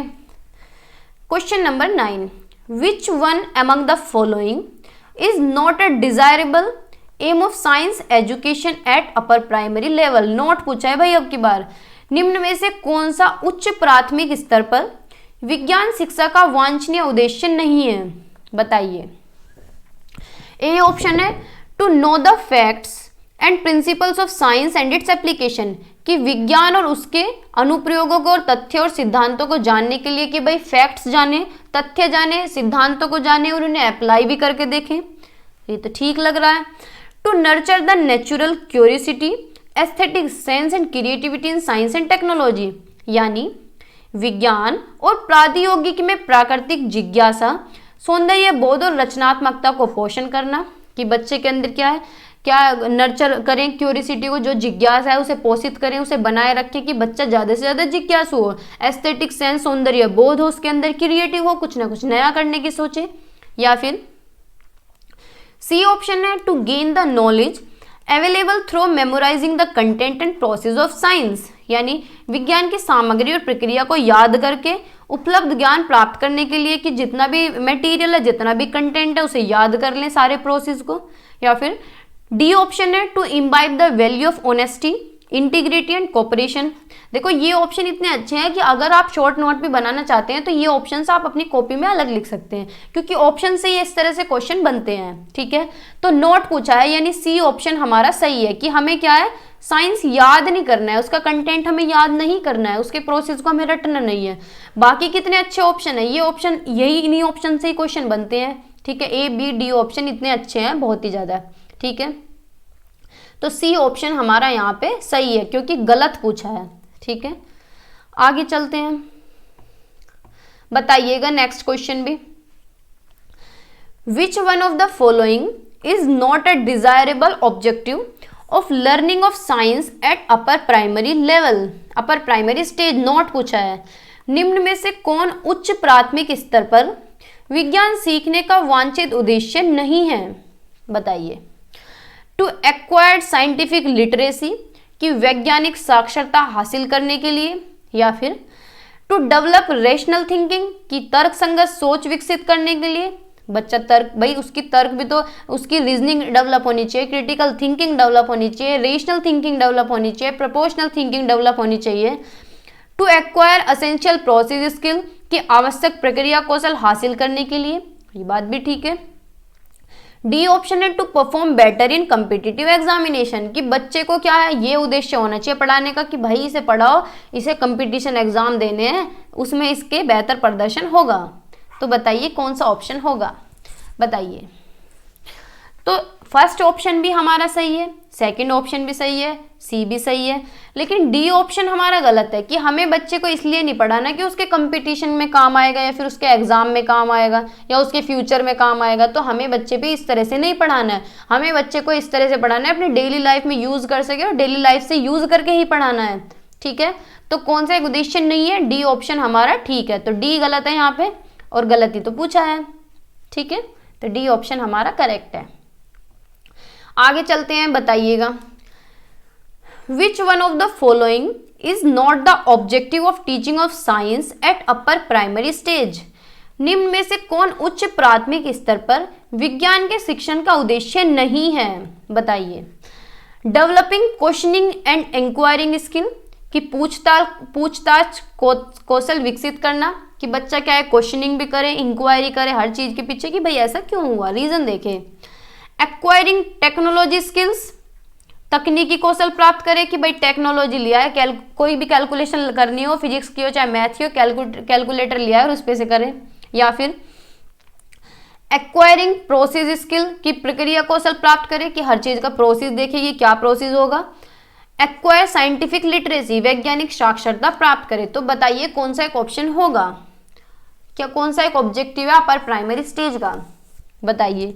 तो बी ऑप्शन हमारा यहाँ पे करेक्ट होगा कि एक्वायरिंग टेक्नोलॉजिकल स्किल्स। तो ये उद्देश्य नहीं होता कि टेक्निक्स हम गेन कर लें, ये तो पैसे वालों का काम हो गया कि भाई कोई भी जरूरत पड़ी, कुछ भी चीज़ की जरूरत पड़ी तो अपने लेके पैसे गए और लेके आए चीज़ों को, नई नई टेक्निक आ रही है तो तकनीकी कौशल प्राप्त करना ये अच्छी बात नहीं है, ठीक है।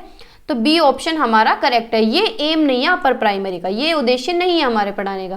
भाई फ्यूचर में जाके तो बच्चा पता नहीं क्या बनाने लगे, है ना, पता नहीं क्या मशीन बना दे, लेकिन हमारा ये एम नहीं है। नेक्स्ट क्वेश्चन है, the term constructivism in relation to science education means that children should be. Constructivism का मतलब बताना है। विज्ञान शिक्षा के संबंध में रचनावाद शब्द का अर्थ है कि बच्चों को होना चाहिए कैसा, discourage to raise question in the classroom, कि कक्षा में सवाल उठाने के लिए हतोत्साहित करें, कि बच्चा क्लास में क्वेश्चन बिल्कुल ना पूछे, पूछ रहे तो थप्पड़ मारूंगी बैठ जा नीचे, क्वेश्चन नहीं पूछना है, ऐसा करें, ये कहता है कंस्ट्रक्टिविज्म। या फिर given latest information of scientific developments, कि नवीनतम जानकारी पर वैज्ञानिक विकास। या फिर given complete information about science, कि विज्ञान के बारे में पूरी जानकारी दी। तो कंस्ट्रक्टिविज्म का क्या मतलब है, actively involve in the process of learning science. भाई इतने अच्छे, देखो अगर पॉजिटिव वर्ड्स भी देखे हैं ना, पॉजिटिव वर्ड वाली वीडियो, तो ये ऑप्शन भी देख के हम समझ सकते हैं एक्टिवली इन्वॉल्व हो रहा है बच्चा। और मैं साइंस के भी पॉजिटिव नेगेटिव वर्ड्स करा दूंगी अगर आप लोग बोलेंगे तो, ठीक है। विज्ञान सीखने की प्रक्रिया में सक्रिय रूप से शामिल हो, ठीक है। तो ये ऑप्शन हमारा करेक्ट है, डी ऑप्शन हमारा करेक्ट है, ठीक है। आगे चलते हैं। फिर है NCF 2005 aim of science education, यानी राष्ट्रीय पाठ्यचर्या रूपरेखा 2005 का क्या उद्देश्य होना चाहिए विज्ञान को पढ़ाने का, ठीक है भाई। देखते हैं, according to NCF 2005 good science education क्या है, अच्छी एक विज्ञान की शिक्षा कौन सी होती है, जो कि बच्चे के लिए सच्ची हो, अच्छी हो, ट्रू टू लाइफ हो, लाइफ के लिए सच्ची हो, और ट्रू टू साइंस यानी साइंस के प्रति भी सत्य हो। यानी विज्ञान शिक्षा वह है जो शिक्षार्थी के लिए सत्य हो। भाई क्या है, बच्चे के अंदर ऑनेस्टी होनी चाहिए, बच्चे के लिए सही होनी चाहिए। अब टीचर पढ़ा रहा है, अब टीचर ने थोड़ा बहुत गलत पढ़ा दिया छोटी क्लासेस में, तो बच्चे के क्या है आगे तक कंसेप्ट बिगड़ जाएंगे। तो एजुकेशन कैसी होनी चाहिए बच्चे के लिए, बिल्कुल सत्य होनी चाहिए, ट्रू होनी चाहिए, गलत नॉलेज नहीं देनी है। जीवन के प्रति सत्य हो, अपनी लाइफ के लिए भी सही होनी चाहिए, इस तरह की वैल्यूज हमें डेवलप करनी है। विज्ञान के प्रति सत्य हो कि हमें साइंटिफिक एटीट्यूड डेवलप करना है, इस तरह की बच्चों के अंदर ये इनकलकेट करना है कि विज्ञान के प्रति भी सत्य हो, ठीक है। यानी जैसे पेड़ लगा रहे हैं इस तरह प्रकृति के साथ खिलवाड़ ना करें, ठीक है। तो विज्ञान के प्रति भी सत्य होनी चाहिए, ठीक है। आगे चलते हैं।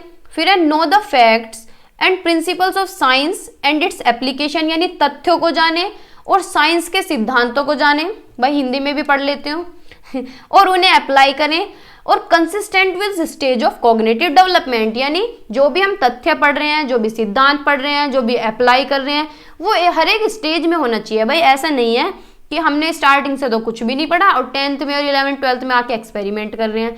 तो हर एक स्टेज में हमें करना है। बच्चा जब छोटा सा होता है उसे छोटे से ही जैसे जैसे बड़ा होता है इसी तरह से उसे एक्सपेरिमेंट कराने चाहिए।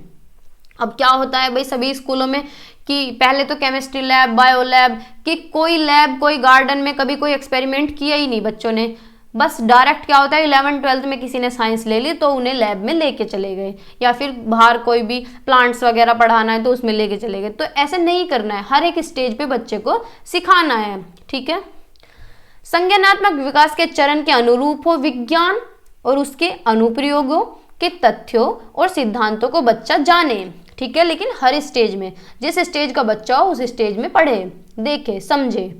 ठीक है, ये पॉइंट आए हुए हैं एनसीएफ के। एनसीएफ ने कुछ पॉइंट दिए हैं साइंस को पढ़ाने के, क्या उद्देश्य होना चाहिए, तो ये सारे पॉइंट पूछे जाते हैं क्वेश्चन में और डायरेक्ट डिक्टो ऐसे ही रखे मिलते हैं। ठीक है, सेकेंड है, थर्ड है एक्वायर द स्किल्स, यानी कौशल को अर्जित करें, मेथड्स को समझे साइंस के, प्रोसेस को समझे that lead to generation and validation of scientific knowledge, कौशल प्राप्त करें और उन विधियों और प्रक्रियाओं को समझे जो वैज्ञानिक ज्ञान के सृजन और सत्यापन की ओर ले जाती हूँ, जो सर्जन और सत्यापन की तरफ लेके जाती हूँ। ठीक है, जो वैलिड हूँ, जनरेशन की तरफ लेके जाती हूँ। ठीक है, तो ये ऑप्शन भी कितना बढ़िया है।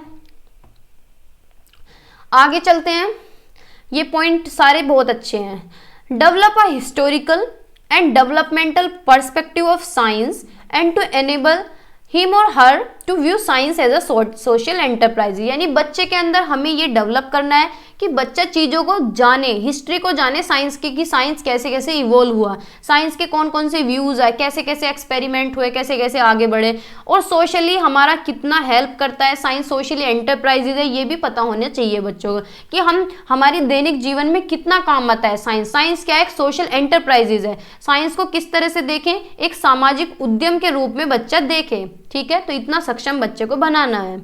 ठीक है, relate to the environment, natural environment, artifacts and people, local as well as global, and appreciate the issues at the interface of science, technology and society, यानी पर्यावरण, प्राकृतिक पर्यावरण, कलाकृतियों, लोगों, स्थानीय यानी स्थान के लोग तथा वैश्विक से संबंधित जितने भी इश्यूज हैं, भाई सभी को सराहना देनी चाहिए। जो भी साइंस में एक्सपेरिमेंट होते हैं, जो भी कुछ हो रहा है, हर चीज को हमें अप्रिशिएट करना चाहिए। बच्चे के अंदर ये हमें डेवलप करना है कि बच्चा जो है सारे एक्सपेरिमेंट, जो भी तकनीकी आ रही हैं, जो भी रिसर्चेज हो रही हैं, उन्हें पहले तो बच्चों को अवेयर करना है, बच्चों को बताना है कि क्या क्या हो रहा है हमारे वातावरण में, और फिर बच्चों के अंदर ये फीलिंग होनी चाहिए कि बच्चे क्या है, अप्रिशिएट करें साइंस को, टेक्नोलॉजी को, सोसाइटी को, क्या करें, सराहना करें।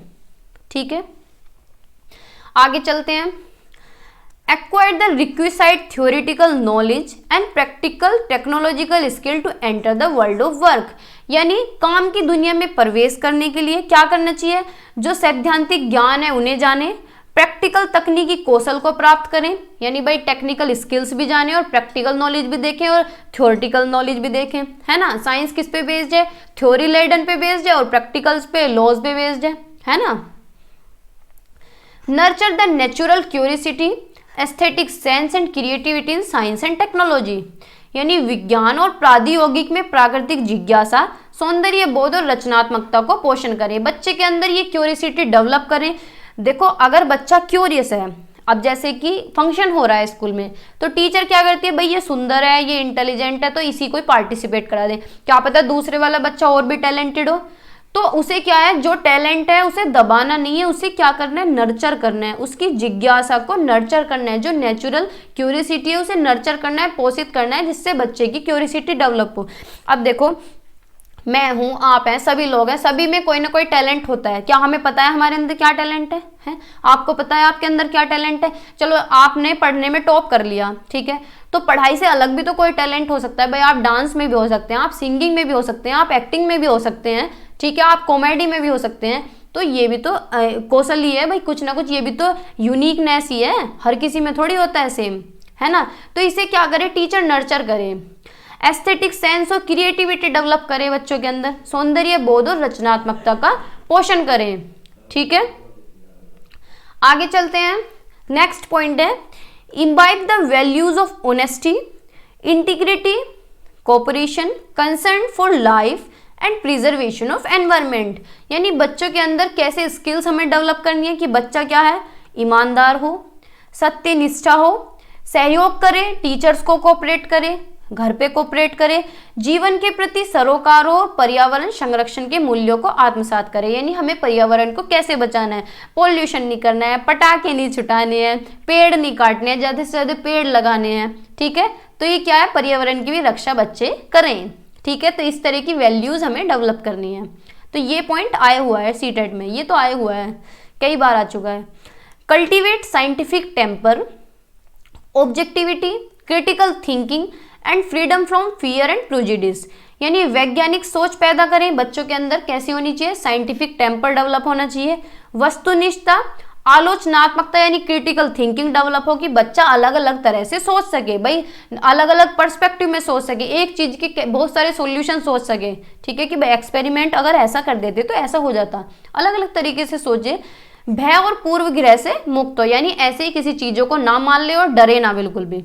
ठीक है, तो ये हुए कुछ एनसीएफ के पॉइंट जो एनसीएफ ने दिए थे, हर बार क्वेश्चन में पूछे जाते हैं। ठीक है भाई, क्वेश्चन पढ़ते हैं। As per NCF 2005 good science education should be, NCF 2005 के अनुसार अच्छी विज्ञान शिक्षा होनी चाहिए। कैसी होनी चाहिए? ट्रू टू लर्नर, यानी बच्चे के लिए सच्ची हो, बच्चे के लिए सत्य हो, बात तो ठीक है। True to the environment of the learner, शिक्षार्थी के पर्यावरण के लिए सत्य हो, सच हो, तो ये भी ठीक है। ट्रू टू टीचर, टीचर के लिए सच्चे हो, सच हो, सत्य हो, ये तो हमने नहीं पढ़ा एनसीएफ में, है ना। ट्रू टू साइंस यानी विज्ञान के लिए सच है, तो ये भी ठीक है। तो ए, बी और डी ऑप्शन हमारा ठीक है, सी हमारा गलत है। ठीक है, तो ए, बी, डी ऑप्शन में हमारा दिया गया है, तो डी ऑप्शन हमारा करेक्ट है। ठीक है भाई, आगे चलते हैं। नेक्स्ट क्वेश्चन है, बताइएगा आप भी। NCF 2005 framework recommends teaching of science at upper primary stage should emphasize maximum on that curriculum, किस तरह का करिकुलम होना चाहिए? राष्ट्रीय 2005 फ्रेमवर्क उच्च प्राथमिक स्तर पर विज्ञान के शिक्षण की सिफारिश करता है कि पाठ्यचर्या पर अधिगम करता जोर दिया जाना चाहिए। किस तरह पे जोर दिया जाना चाहिए? किस तरह के करिकुलम पे फोकस होना चाहिए? जो कि relating classroom learning to life outside the school, कि स्कूल के बाहर जीवन के लिए कक्षा सीखने से संबंधित हो, यानी जो भी क्लास में पढ़ाया जा रहा है उसे बाहर की दुनिया से रिलेट करें, बुक में जो पढ़ा रहे हैं उसे बाहर से रिलेट करें। भाई कुछ भी पढ़ा रहे हैं तो गार्डन में लेके जाएं, फील्ड विजिट कराएं, कुछ भी करें लेकिन बाहर की दुनिया से रिलेट करके पढ़ाएं। बच्चे को इंटरेस्ट आना चाहिए, उसकी रियल लाइफ से रिलेट होना चाहिए, एनवायरमेंट से रिलेट होना चाहिए। ठीक है, B option memorising all scientific terms given in textbook, कि पाठ्य पुस्तक में जितने भी टर्म दिए गए, वैज्ञानिक शब्द दिए गए, उन्हें याद करना। या फिर answering all questions given in text book exercise, कि पाठ्य पुस्तक अभ्यास में दिए गए सभी प्रश्नों का उत्तर देना। जितनी भी एक्सरसाइज दी गई है, 5 क्वेश्चन दिए गए हैं तो 5 का आंसर देना है। या फिर improving students performance in examination, कि परीक्षा में छात्रों के प्रदर्शन में सुधार करना, कि इंप्रूव करें, उनके एग्जाम में नंबर बढ़ जाएं। तो बताइए क्या कहता है एनसीएफ, किस पे जोर देता है? बताइए। तो ए ऑप्शन हमारा करेक्ट है कि एनसीएफ कहता है कि जो भी हम बच्चे को पढ़ा रहे हैं वो बाहर की दुनिया से रिलेट करके पढ़ाएं, रियल लाइफ से रिलेट करें, एनवायरनमेंट से रिलेट करें, बच्चे की डे टू डे लाइफ से रिलेट करके पढ़ाएं। तो ए ऑप्शन हमारा करेक्ट है। ना तो हमें कुछ याद करना है साइंटिफिक टर्म्स या क्वेश्चन आंसर, बुक की एक्सरसाइज, और ना ही हमें एग्जाम के लिए अपने मार्क्स इंप्रूव करने हैं। ठीक है, तो ए ऑप्शन हमारा करेक्ट है, ऐसा एनसीएफ कहता है, मैं नहीं कह रही हूँ। ठीक है, 15 क्वेश्चन है। On the basis of recommendation of national curriculum framework 2005 NCERT text book in science ले ग्रेटर एम्फेसिस ऑन, राष्ट्रीय पाठ्यचर्या की रूपरेखा एनसीएफ 2005 की सिफारिशों के आधार पर विज्ञान में एनसीईआरटी पाठ्य पुस्तकों पर अधिक जोर दिया गया है। बताइए। डिस्करेजिंग रोट लर्निंग, कि बिल्कुल भी बच्चे को रट्टा नहीं लगवाना है, रोट लर्निंग को डिस्करेज करना है, ये बात तो अच्छी है भाई। Maintain sharp boundaries between different domains of science curriculum, कि विज्ञान पाठ्यक्रम के विभिन्न डोमेन के बीच स्पष्ट सीमाओं को बनाए रखना, कि लिमिटेड कर दें जो भी पढ़ा रहे हैं, बस इतनी ही लिमिट में पढ़ना है या इतनी ही लिमिटेड रहना है, इससे आगे ना एक्सपेरिमेंट करना है, ना खोजना है, ना इससे आगे सोचना है। या फिर provide active experiences to students learning, कि छात्रों को सीखने के लिए सक्रिय अनुभव प्रदान करें, कि बच्चों को क्या है, एक्टिव एक्सपीरियंसेस प्रोवाइड करें, बात तो ठीक है।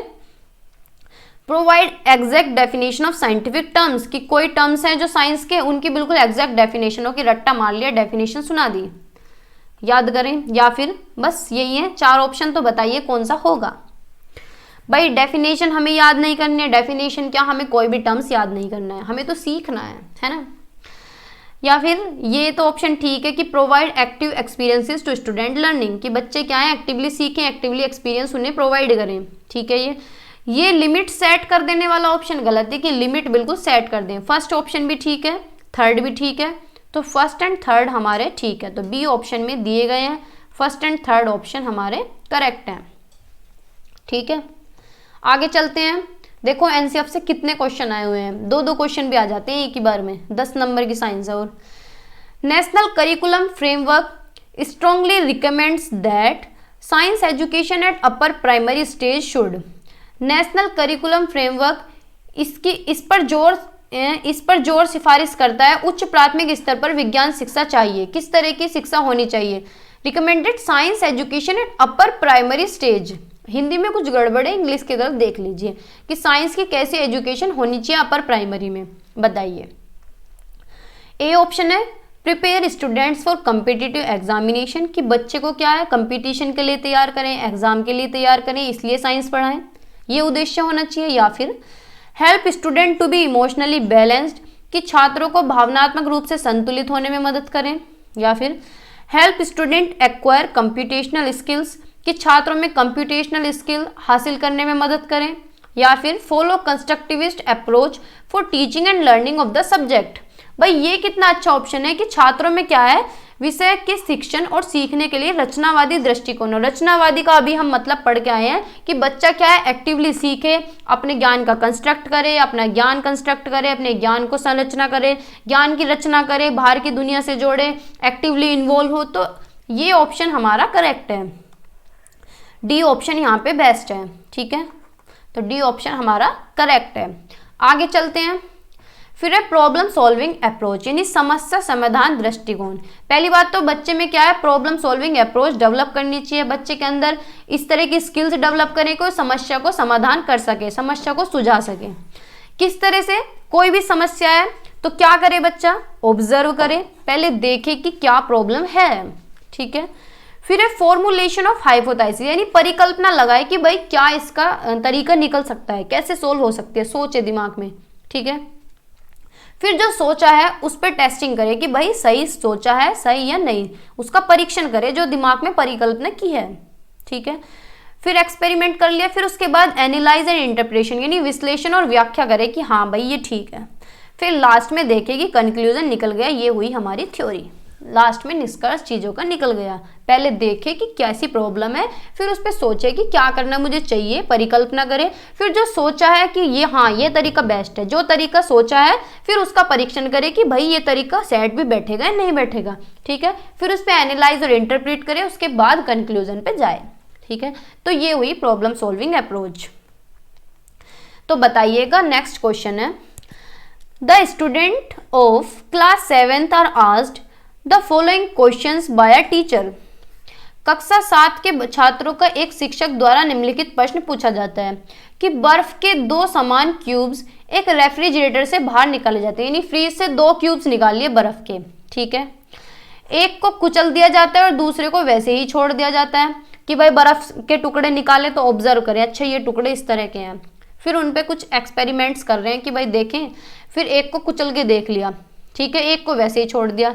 तो बाद में देखा जाता है कि कुचली हुई बर्फ तेजी से पिघल रही है, क्या कारण हो सकता है, हाइपोथेसिस लगाई, यानी बच्चे ने क्या है अपने दिमाग में सोचा कि क्या कारण हो सकता है, इसकी टेस्टिंग करें।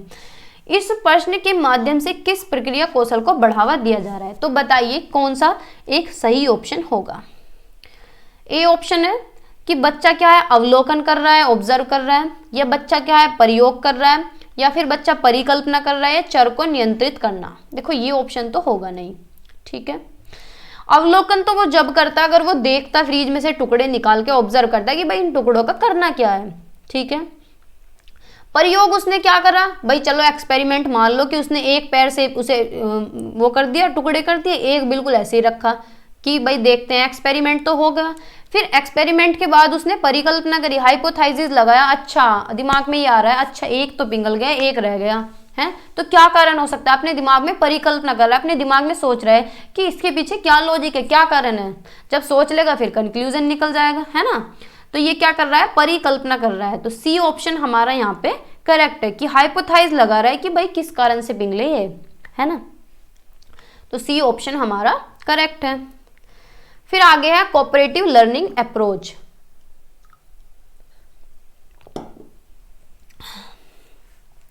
यानी सहयोगात्मक अधिगम प्रक्रिया। ठीक है, 5 मेजर अप्रोच है इसके। हिंदी में पढ़ लेते हैं, नहीं तो इंग्लिश में फिर आप कहोगे इंग्लिश में बता दिया। इस दृष्टिकोण के 5 प्रमुख तत्व हैं। फर्स्ट क्या है, सकारात्मक अन्योन्याश्रम आश्रय, वही इंग्लिश भी देख लेते हैं, हिंदी में बाद में देखेंगे। Positive interdependence, all members of the group must cooperate to complete the task. यानी जो अगर कोई भी हम प्रोजेक्ट कर रहे हैं, कोई भी एक्सपेरिमेंट कर रहे हैं, तो ग्रुप के जितने भी मेंबर हैं एक दूसरे को सहयोग करें। ग्रुप मतलब टास्क को कंप्लीट करने में, जैसे कि घर में कोई काम है और बहुत सारे बंदे हैं, एक बंदा काम कर रहा है बाकी सब बैठे हैं, तो ऐसा नहीं होना चाहिए। सब कोऑपरेट करें, सब मिलकर काम करेंगे, ऐसे काम हो जाएगा। ठीक है, तो क्या करें, सब कोऑपरेट करें, यानी पॉजिटिव इंटरडिपेंडेंस हो। ठीक है, इंडिविजुअल अकाउंटेबिलिटी, यानी भाई काम कर रहे हैं तो काम बिगड़ भी सकता है। ऐसा थोड़ी है कि कोई भी प्रोजेक्ट या एक्सपेरिमेंट कर रहे हैं तो उसका जो फाइनल आउटकम है वो पॉजिटिव ही रहे, तो नेगेटिव भी तो आ सकता है कि भाई असफल भी हो सकते हैं। तो फाइनल आउटकम आने पे ऐसे ना कहें कि भाई तूने किया था, तेरी वजह से आया है गलत, तेरी वजह से गलत हुआ है। तो ऐसा नहीं करना है कि एक दूसरे के ऊपर थोप दें।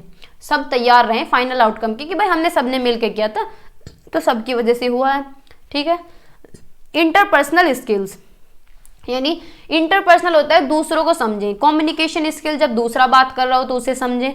लीडरशिप स्किल्स हो बच्चे के अंदर, ट्रस्टफुलनेस हो, दूसरे की बात को सच भी माने, अपनी भी बताए। ठीक है, फेस टू फेस इंटरेक्शन हो, यानी फेस टू फेस आमने सामने बातचीत हो। ठीक है, प्रोसेसिंग, यानी रिफ्लेक्ट करें कि कौन सही है कौन गलत है, कि टीम कितनी अच्छी तरह काम कर रही है, टीम कितनी अच्छी तरह काम कर रही है और कैसे बेहतर कार्य करना है, इस पर विचार करें। ठीक है, कि सारे काम कर रहे हैं नहीं कर रहे हैं, कितनी अच्छी तरह काम कर रहे हैं, कैसे इस पे बेहतर काम किया जा सकता है, कैसे और बेहतर कर सकते हैं, अपना पोटेंशियल हम कितना लगा सकते हैं, फिर इस पर विचार करें। ठीक है, आप हिंदी में पढ़ लीजिए। सकारात्मक अन्योन्याश्रय, व्यक्तिगत जवाबदेही, यानी हर व्यक्ति तैयार हो जवाब देने के लिए फाइनल आउटकम्स में, यानी कि उसके ऊपर थोप दें दूसरे के। इंटरपर्सनल स्किल्स, यानी दूसरों को भी समझे, ऐसे नहीं है कि लड़ने लग जाए कि भाई तेरी वजह से हुआ, तेरी वजह से हुआ, उसके थप्पड़ मारा, उसके थप्पड़ मारा, ऐसे नहीं करें। ठीक है, दूसरे को भी समझें, दूसरे की फीलिंग्स को समझें, दूसरा क्या कह रहा है उसकी बातों को समझने की कोशिश करें। ठीक है, आमने सामने बातचीत करें और प्रसंस्करण करें। ठीक है, आगे चलते हैं। फिर साइंस पढ़ रहे हैं तो साइंटिफिक एटीट्यूड भी होना चाहिए बच्चे के अंदर। किस तरह का वैज्ञानिक दृष्टिकोण एक साइंस के बच्चे का होना चाहिए, बस देखिए। फर्स्ट है क्यूरियोसिटी, यानी बच्चा जिज्ञासु होना चाहिए, ज़्यादा से ज़्यादा क्वेश्चंस पुट आउट करे कि मैडम ऐसा क्यों हुआ, मैंने अपने घर पे देखा कुकर में सीटी क्यों आई, क्या बोलते हैं एरोप्लेन हवा में क्यों उड़ रहा है, पक्षी हवा में क्यों उड़ रहे हैं, आसमान नीला क्यों है। तो चीज़ों के पीछे तर्क लगाए। जो क्यूरियोसिटी है ना, इसे शांत ना करे, टीचर के कान खा दे जाके कि भैया बताओ बर्फ क्यों पिघला, बर्फ जमाई क्यों। ठीक है, ओपन माइंडेडनेस हो, यानी खुली मानसिकता हो, बिल्कुल खुला सोच पाए। ऐसा नहीं है कि रिजल्ट की चिंता करे कि रिजल्ट क्या आएगा, मैं तैयारी तो कर लेता हूँ गवर्नमेंट जॉब की, अब पता नहीं रिजल्ट क्या आएगा, ऐसा नहीं सोचना है। बस तैयारी करो दबा के, रिजल्ट जो आएगा ठीक आएगा, नहीं आएगा तो सीखने के लिए मिलेगा। ठीक है, प्रिजर्वेरेंस और दृढ़ प्रतीक हो कि भाई मैं इस चीज पे लग चुका हूँ, सीटेट पे लग रहा हूँ तो मैं सीटेट को पास ही करूंगा, दृढ़ प्रतिज्ञा ले ले। ह्यूमिलिटी, यानी पोलाइटली बिहेव करे सभी के साथ। ठीक है, इस तरह का एटीट्यूड बच्चे का होना चाहिए। एबिलिटी टू एक्सेप्ट फेलर, यानी असफलता को मान लेने की क्षमता भी होनी चाहिए। जो रिजल्ट है जरूरी नहीं है कि पॉजिटिव ही आए, अगर नेगेटिव भी आ रहे हैं, एक्सपेरिमेंट्स असफल हो रहे हैं, तो उसे मान लेने की क्षमता भी होनी चाहिए। ठीक है, ऐसा नहीं है कि 10th में फेल हो रहा है तो फांसी लगा ली, 12th में फेल हो रहा है तो सुसाइड कर लिया, ऐसा नहीं है। फेलर को एक्सेप्ट भी करे बच्चा। ठीक है, बताइए क्वेश्चन, नेक्स्ट क्वेश्चन है which one of the following is not a quality of scientific attitude. निम्नलिखित में से कौन सा वैज्ञानिक दृष्टिकोण के गुण नहीं है, बताइए। नोट पूछा है, ये ध्यान रखना है। ए ऑप्शन है ओपन माइंडेडनेस, यानी ग्रहणशीलता या खुला मुक्त अंत वाले। क्यूरियोसिटी टू लर्न मोर, यानी अधिक जानने के लिए जिज्ञासा हो, बात तो ठीक है। इन अप्रोच टू प्रॉब्लम्स, यानी समस्याओं के दृष्टिकोण में समस्या को सुलझाने का दृष्टिकोण हो, या फिर हार्ड वर्क, कड़ी मेहनत, नहीं भाई, साइंटिफिक एटीट्यूड में हमें हार्ड मेहनत थोड़ी करनी है, हमें तो स्मार्ट वर्क करना है, ठीक है, हार्ड वर्क नहीं करना है, स्मार्ट वर्क करना है। तो डी ऑप्शन हमारा करेक्ट है क्योंकि गलत पूछा है, ठीक है। आगे चलते हैं फिर है teaching methods. Teacher centred method, एक होते हैं टीचर सेंटर्ड मेथड, एक होते हैं child centred method. Teacher centred method वो होते हैं जिसमें टीचर केंद्र में रहता है, शिक्षक केंद्र में रहता है, शिक्षक के अकॉर्डिंग सब कुछ होता है, जैसा टीचर कहता है वैसे ही बच्चे मानते हैं, जो टीचर पढ़ाता है बच्चे चुपचाप पढ़ लेते हैं, ठीक है। इसके अंदर दो मेथड है, लेक्चर मेथड और लेक्चर कम डेमोन्स्ट्रेशन मेथड। लेक्चर जो मेथड है ये सबसे पुराना मेथड है, लिख देती हूं मैं, ये ओल्डेस्ट मेथड है, ठीक है, सबसे ज्यादा। इसमें क्या है, टीचर एक्टिव रहता है, टीचर एक्टिव रहता है और बच्चे कैसे हैं, पैसिव रहते हैं, बच्चे सुस्त रहते हैं, टीचर आराम से पढ़ा रहा होता है, बच्चे जंभाई लेते हैं, ठीक है, और टीचर के अकॉर्डिंग ही होता है। और मिड में कौन होता है, टीचर होता है, टीचर सेंटर्ड है तो टीचर ही मिड में होता है, ठीक है। ये सबसे पुराना मेथड है, ये नेगेटिव की तरफ जाता है, जिस भी ऑप्शन में देखें आंख बंद करके कट कर देना, ठीक है भाई। लेक्चर कम डेमोन्स्ट्रेशन मेथड क्या होता है कि कुछ भी अगर डेमोन्स्ट्रेशन हो रहा है, कुछ भी प्रदर्शन हो रहा है तो टीचर ही करके दिखाएगा, बच्चे सिर्फ देखेंगे कि भाई मैं एक्सपेरिमेंट करूंगा या करूंगी और तुम लोग देखोगे। तो क्या है, टीचर ही हेड रहता है, टीचर की तानाशाही पूरी चलती है, ठीक है। फिर है लर्नर सेंटर्ड मेथड और चाइल्ड सेंटर्ड मेथड। इसमें क्या होता है, बच्चा केंद्र में होता है, बच्चा बीच में होता है, बच्चे के अकॉर्डिंग सब कुछ होता है, ठीक है। जैसा बच्चा अच्छा लगता है, जैसे बच्चे को, जिसमें बच्चे की रुचि होती है, जो बच्चे के लिए सही है वो इसमें होता है, ठीक है। इसमें क्या है, बच्चा एक्टिवली इन्वॉल्व होता है, क्या होता है, बच्चा क्या है, एक्टिवली इन्वॉल्व होता है, एक्टिवली इन्वॉल्व रहता है, चाहे कोई भी एक्सपेरिमेंट हो रहा हो, कोई भी डेमोन्स्ट्रेशन हो रहा हो, इसमें क्या है, बच्चा एक्टिवली इन्वॉल्व रहता है, सीखता है, ठीक है। इसके अंदर है डिस्कवरी मेथड, यानी बच्चा क्या है, खोज कर रहा है कुछ भी तो उसमें भी एक्टिवली इन्वॉल्व है। प्रॉब्लम सॉल्विंग मेथड, समस्या समाधान विधि इसके अंदर आ जाती है कि बच्चा क्या है, कोई भी प्रॉब्लम को सुलझाएगा, ठीक है। प्रोजेक्ट मेथड, प्रोजेक्ट्स लेकर आए बच्चों से, ज्यादा प्रोजेक्ट दें उन्हें करने के लिए, लेबोरेटरी लैब्स में लेके जाएं, प्रयोग कराएं। इन्वेस्टिगेटरी अप्रोच यानी खोज कराएं, बच्चे के अंदर क्या है, क्रिटिकल थिंकिंग डेवलप हो, क्रिएटिविटी आए, एक्सप्लोरेशन करे, बच्चा ज्यादा से ज्यादा अन्वेषण करे। नेचुरल एक्सप्लोरेशन यानी प्राकृतिक अन्वेषण करे, अपने नेचर में देखे, अपने चारों तरफ देखे चीजों को और समझे, पूछे, ठीक है। तो ये कुछ मेथड है।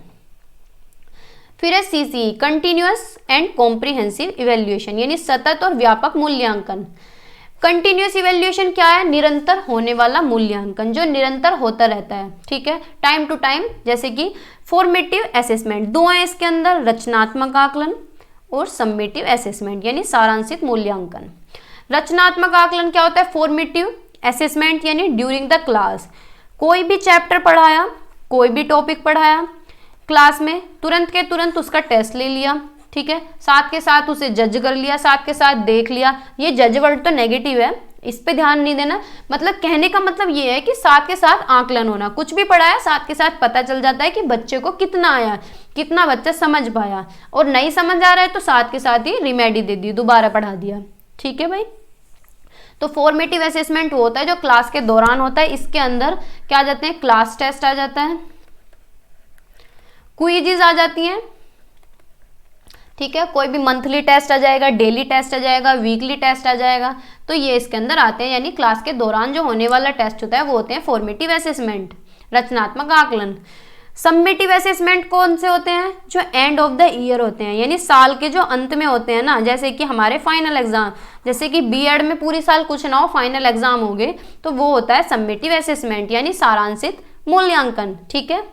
लेकिन अच्छा जो होता है, पॉजिटिव जो होता है, अगर किसी ऑप्शन में है तो पॉजिटिव ये होता है फॉर्मेटिव असेसमेंट, क्योंकि ये अच्छा मेथड होता है, इसमें साथ के साथ मूल्यांकन हो जाता है, बच्चे का पता चल जाता है कि कितना उसने सीखा है, कितना नहीं आया उसे, ठीक है।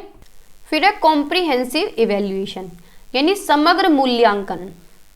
कॉम्प्रिहेंसिव इवेल्युएशन क्या है, all round development of a child personality means holistic development of a child. Holistic development यानी इसमें बच्चे का क्या है, सर्वांगीण विकास होता है, बच्चे के हर एक एस्पेक्ट पे ध्यान दिया जाता है। कॉग्निटिव यानी कॉग्निटिव पे भी, माइंड से रिलेटेड जितनी भी एक्टिविटीज हैं, अफेक्टिव पे भी यानी बच्चे के संवेग पे भी ध्यान दिया जाता है, कि भाई हमें संवेग भी तो स्ट्रॉन्ग करने होते हैं कि बच्चा 12th क्लास में आ रहा है, नहीं नंबर आए तो मरने की बात कर रहा है, तो संवेग भी मजबूत होने चाहिए। साइकोमोटर यानी बच्चे की डूइंग एक्टिविटीज, तो बच्चे के सर्वांगीण विकास में सब कुछ आ जाता है, ठीक है। तो इसके अंदर स्कोलेस्टिक एस्पेक्ट एंड को स्कोलेस्टिक एस्पेक्ट दोनों आ जाते हैं। स्कोलेस्टिक का मतलब होता है स्कूल रिलेटेड सारी एक्टिविटी, जितनी भी एक्टिविटीज होती है स्कूल में, पढ़ना लिखना, वो सारी स्कोलेस्टिक में आ जाती हैं। जितना भी बाहर का होता है, खेलना कूदना, स्पोर्ट्स, वो सारी हो जाती हैं को स्कोलेस्टिक एक्टिविटी या को स्कोलेस्टिक एस्पेक्ट के अंदर, ठीक है। तो ये हुई कॉम्प्रिहेंशन की बात। फिर है मूल्यांकन। 3 तरह का मूल्यांकन होता है। असेसमेंट फॉर लर्निंग यानी सीखने के लिए मूल्यांकन, असेसमेंट एज लर्निंग यानी सीखने के रूप में आकलन, सॉरी यहाँ भी आकलन आना था, असेसमेंट ऑफ लर्निंग यानी सीखने का आकलन। सबसे ज्यादा पूछा जाता है ये वाला, इतना पूछा जाता है हर बार क्वेश्चन में यही आता है, चाहे किसी भी सब्जेक्ट की पेडागोजी आप ले लो, ठीक है। Assessment for learning, for learning का मतलब है फॉर्मेटिव असेसमेंट। क्या मतलब है फॉर्मेटिव असेसमेंट? फॉर्मेटिव असेसमेंट होता है जो क्लास के दौरान आकलन होता है बच्चे का, वो होता है फॉर्मेटिव असेसमेंट, यानी ड्यूरिंग द क्लास। कैसे होगा? ड्यूरिंग द क्लास, जैसे कि क्लास टेस्ट हो गए, क्लास टेस्ट हो गई, क्विजेज हो गई, टीचर ने कुछ भी पढ़ाया साथ के साथ मूल्यांकन कर लिया कि बच्चे को कितना आया कितना नहीं आया, तो वो हुआ असेसमेंट फॉर लर्निंग या फिर फॉर्मेटिव असेसमेंट। आप है ना निमोनिक लगा सकते हैं, फॉर है तो फॉर्मेटिव असेसमेंट, ठीक है। फिर है assessment as learning. As learning का मतलब है बात हमारी हो रही है, यानी अपना आकलन, सीखने के रूप में आकलन, यानी खुद का आकलन। सेल्फ असेसमेंट, सेल्फ असेसमेंट यानी बच्चा क्या है खुद का आकलन करे या पीयर्स के साथ करे कि भैया तू मेरी कॉपी चेक कर दे, मैं तेरी कर देता हूँ, ठीक है। बच्चे आपस में जैसे कि मेरा बताना ठीक है नहीं है, तू मेरा कर दे, या फिर खुद का आकलन करना, जैसे कि सीटेट का आप पेपर देने जा रहे हैं, ठीक है। तो आप क्या है मॉक टेस्ट लगा रहे हैं, टेस्ट सीरीज लगा रहे हैं, कुछ भी अपने आप खुद से सोल्व कर रहे हैं, तो क्या हो रहा है खुद से सोल्व करने के बाद आप नंबर देखते हैं कि मेरे तो भैया 150 में से 100 ही नंबर बन रहे हैं, या फिर मेरे तो 150 में से 110 ही बन रहे हैं, तो खुद से चेक कर रहे हैं कि कौन से पोर्शन में कमी है, तो वो क्या हुआ सेल्फ असेसमेंट, यानी असेसमेंट एज लर्निंग, ठीक है। असेसमेंट ऑफ लर्निंग क्या होता है? ये होता है सम्मेटिव असेसमेंट। क्या होता है? सम्मेटिव असेसमेंट, यानी जो एंड ऑफ द ईयर होता है, यानी क्लास के अंत में, जैसे कि फाइनल एग्जाम, जैसे कि फाइनल एग्जाम, ठीक है। बीएड के होते हैं, हमारे फाइनल एग्जाम होते हैं या हाफ ईयरली एग्जाम होते हैं, वो होते हैं असेसमेंट ऑफ लर्निंग, यानी सीखने का आकलन, ठीक है। आई होप आपको ये समझ आया होगा। आगे चलते हैं। फिर साइंस में किस तरह असेसमेंट होने चाहिए और क्या इसका फायदा है, क्या ये प्रमोट करता है?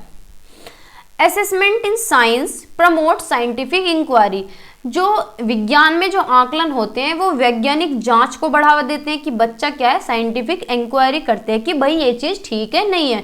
कोई भी लॉज अगर बनाए तो उसके पीछे का क्या कारण है, कोई भी थ्योरी है तो उसके पीछे का क्या कारण है, तो जांच करता है, इंक्वायरी करता है हर चीज की कि इस चीज का एक्सपेरिमेंट करेंगे क्या निष्कर्ष निकल सकता है, ठीक है। Problem solving investigation and active thinking and reasoning, किस चीज को प्रमोट करेगा असेसमेंट? कि बच्चे के अंदर प्रॉब्लम सॉल्विंग भी आएगी, समस्या का समाधान करना भी आएगा, सोचेगा कि कैसे समस्या का समाधान होगा, कि भाई पहले तो ऑब्जर्व करना है, फिर देखना है कि क्या समस्या है, फिर उस पर परिकल्पना लगानी है, हाइपोथेसिस लगाना है, फिर हाइपोथेसिस की टेस्टिंग करनी है कि भैया सही सोच रहा हूँ मैं, सही प्लानिंग कर रहा हूँ कि नहीं कर रहा हूँ, फिर एनालिसिस करना है, फिर उसके बाद कंक्लूजन पे जाना है, ठीक है। इन्वेस्टिगेशन डेवलप होगी, बच्चे के अंदर खोज की भावना आएगी कि भाई हर चीज में खोज करके देखे, जैसे कि छोटे बच्चे क्या करते हैं तरोड़ मरोड़ के चीजों को देखते रहते हैं, है ना। एक्टिव थिंकिंग आएगी, सक्रिय सोच आएगी, रीजनिंग यानी तर्क भी लगाएगा बच्चा, ठीक है। Assessment is linked with cognitive levels of learner. आकलन क्या है? बच्चे के संज्ञानात्मक स्तर से जुड़ा हुआ है, ठीक है भाई। जितने एज का बच्चा होगा उसी हिसाब से उसका असेसमेंट होगा। अब भाई जैसे कि बीएड में क्या है 16-16 नंबर के लॉन्ग क्वेश्चन आते हैं। अब तुम 8th क्लास के बच्चे को 16 नंबर का लॉन्ग क्वेश्चन दे दो, कर देगा वो? नहीं करेगा, ठीक है। तो इस तरह से क्या है आकलन भी क्या है कॉग्निटिव लेवल के अकॉर्डिंग होता है, ठीक है। In line with the age of learner, बच्चे की एज के अनुसार होता है। भाई 8th क्लास का बच्चा है तो 8th क्लास के हिसाब से ही तो तुम उसका आकलन करोगे, है कि नहीं। Assessment in science is comprehensive in nature, विज्ञान में मूल्यांकन की प्रकृति कैसी है, व्यापक है, कॉम्प्रिहेंसिव है, ठीक है, जिसका कोई अंत ना हो, होलिस्टिक डेवलपमेंट पे बात करती है, ठीक है। Assessment in science facilitates development of process skill, यानी विज्ञान में मूल्यांकन जो प्रक्रिया है कौशल के विकास की सुविधा प्रदान करती है, ठीक है। आगे चलते हैं फिर डायग्नोस्टिक एंड रिमेडियल टीचिंग, यहाँ से भी क्वेश्चन पूछ लेता है, ठीक है। और वैसे तो सभी पेडागोजीज में ये इतना इंपॉर्टेंट टॉपिक है, ये कॉमन टॉपिक है, चाहे सीडीपी ले लो, हिंदी ले लो, इंग्लिश ले लो, मैथ ले लो, ईवीएस ले लो या फिर साइंस ले लो, ठीक है, एसएसटी भी मान लेते हैं। डायग्नोस्टिक एंड रिमेडियल टीचिंग यानी नैदानिक और उपचारात्मक शिक्षण। डायग्नोसिस क्या होता है, देखो सिंपल भाषा में मैं बताती हूँ, मैंने 2-3 बार ये टॉपिक करा दिया है, अगर आपको डिटेल में भी पढ़ना है तो आपकी मैथ की पेडागोजी में पढ़ लीजिए या फिर इंग्लिश की पेडागोजी में पढ़ लीजिए या फिर हिंदी की पेडागोजी में पढ़ सकते हैं, ठीक है। डायग्नोस्टिक और रिमेडियल टीचिंग क्या होता है, भाई मेरे बुखार हुआ, ठीक है, मैं डॉक्टर के पास गई तो डॉक्टर ने मुझसे पूछा कि भाई तुम्हारे बुखार कैसे हुआ, तुम्हें सर्दी लगी थी या तुम पानी में नहा लिए थे ठंडे पानी में या फिर तुम रात में नहा लिए थे, क्या हुआ था, ठीक है। तो डॉक्टर जो मुझसे पूछ रहा है या डॉक्टर जो जानना चाहता है वो है डायग्नोसिस, यानी निदान कर रहा है, मेरे से पूछ रहा है कि भाई तुम्हारा रीजन क्या है बुखार चढ़ने का, ठीक है। फिर उसके बाद मैंने बताया कि हाँ मुझे तो सर्दी लगी थी, तो डॉक्टर ने दवाई लिख दी, तो डॉक्टर ने जो दवाई लिखी है डॉक्टर जो दे रहा है वो है रिमेडी, यानी दवा पानी जो दे रहा है वो है रिमेडी। तो इसी तरह से डायग्नोस्टिक टेस्ट क्या होता है कि बच्चे को देखना कि बच्चा क्यों इंप्रूव नहीं कर पा रहा, आइडेंटिफाई करें कि बच्चा प्रोग्रेस क्यों नहीं कर पा रहा, क्यों उसकी धीमी गति हो रही है, उसकी धीमी गति की पहचान करना ही डायग्नोसिस है, ठीक है भाई, कि बच्चे की धीमी गति क्यों हो रही है, क्या उसे समझ नहीं आ रहा, कौन सा चैप्टर समझ नहीं आ रहा, कौन सा टॉपिक समझ नहीं आ रहा, तो ये क्या होता है डायग्नोसिस। रिमेडियल क्या होता है कि जब बच्चे का ये पता चल जाए कि ये पर्टिकुलर टॉपिक या ये पर्टिकुलर सब्जेक्ट या ये पर्टिकुलर चैप्टर इसे समझ नहीं आ रहा, फिर उसके बाद उसे रिमेडी देना, ठीक है, यानी उसे दोबारा पढ़ाना, जो भी सूटेबल हो वो करना, ठीक है। आया समझ। एक एग्जांपल और दे देती हूँ, चलो, जैसे कि मैं आपसे कहती हूँ कि आपको जो भी टॉपिक ना आया करे आप कमेंट सेक्शन में बता दिया करें। आपने मुझे बताया कि कमेंट सेक्शन में मैडम मुझे ये टॉपिक नहीं आ रहा है, दीदी, भावना, जो भी आप कहना चाहें, आपने लिख दिया वो कमेंट सेक्शन में, तो वो क्या है जो आपने मुझे बताया, मैंने आपसे पूछा, वो है डायग्नोसिस, ठीक है। मैंने फिर वो पढ़ा दिया तो मैंने क्या दी, आपको रिमेडी दी, ठीक है। पहले डायग्नोसिस करा, आपका पता चल गया कि ये टॉपिक आपका वीक है, यहाँ आपके नंबर कट रहे हैं, फिर वो टॉपिक मैंने आपको पढ़ाया तो वो हो गई रिमेडी, ठीक है भाई। तो क्या करते हैं इसमें, आइडेंटिफाई करते हैं बच्चे की वीकनेसेस को कि इसकी वीकनेस क्यों हो रही है, कहाँ कमजोरी है, क्यों नहीं ग्रोथ कर पा रहा बच्चा, क्यों इंप्रूव नहीं कर पा रहा, ठीक है। फिर उसे रिमेडी देना, यानी remedial teaching is used to fill the gaps of learning, जो बच्चे के गैप्स खाली रह गए हैं उसमें रिमेडी देना है, ठीक है। Rectifies the concept that have been misunderstood, यानी जो गलत कंसेप्ट आ गए हैं जिनकी वजह से इंप्रूव नहीं हो रहा उन्हें ठीक करना, ठीक है। तो ये होता है रिमेडी, यानी गैप्स को फिल करना रिमेडी, और गैप्स को देखना कि कहाँ गैप रह गए हैं वो है डायग्नोसिस, ठीक है भाई। आया समझ, बताओ जल्दी, आ गया कोई बात नहीं, अगर नहीं आया हो तो कमेंट सेक्शन में बता देना, मैं नेक्स्ट क्लास में डिस्कस कर लूंगी दोबारा जो भी आपको टॉपिक समझना है, ठीक है। नेक्स्ट क्वेश्चन है, क्वेश्चन बताइए इसके ऊपर, the role of a teacher should be to, कैसा रोल होना चाहिए टीचर का, विज्ञान शिक्षण की भूमिका होनी चाहिए कैसी।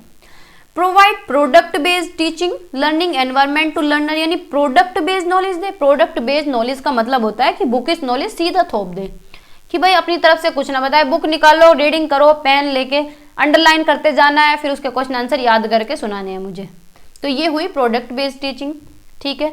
हमें प्रोडक्ट बेस्ड टीचिंग नहीं करानी है, बच्चे को कंसेप्चुअल बेस्ड होनी चाहिए, ठीक है, प्रोसेस बेस्ड हो, ठीक है। तो ये ऑप्शन तो हमारा कट गया।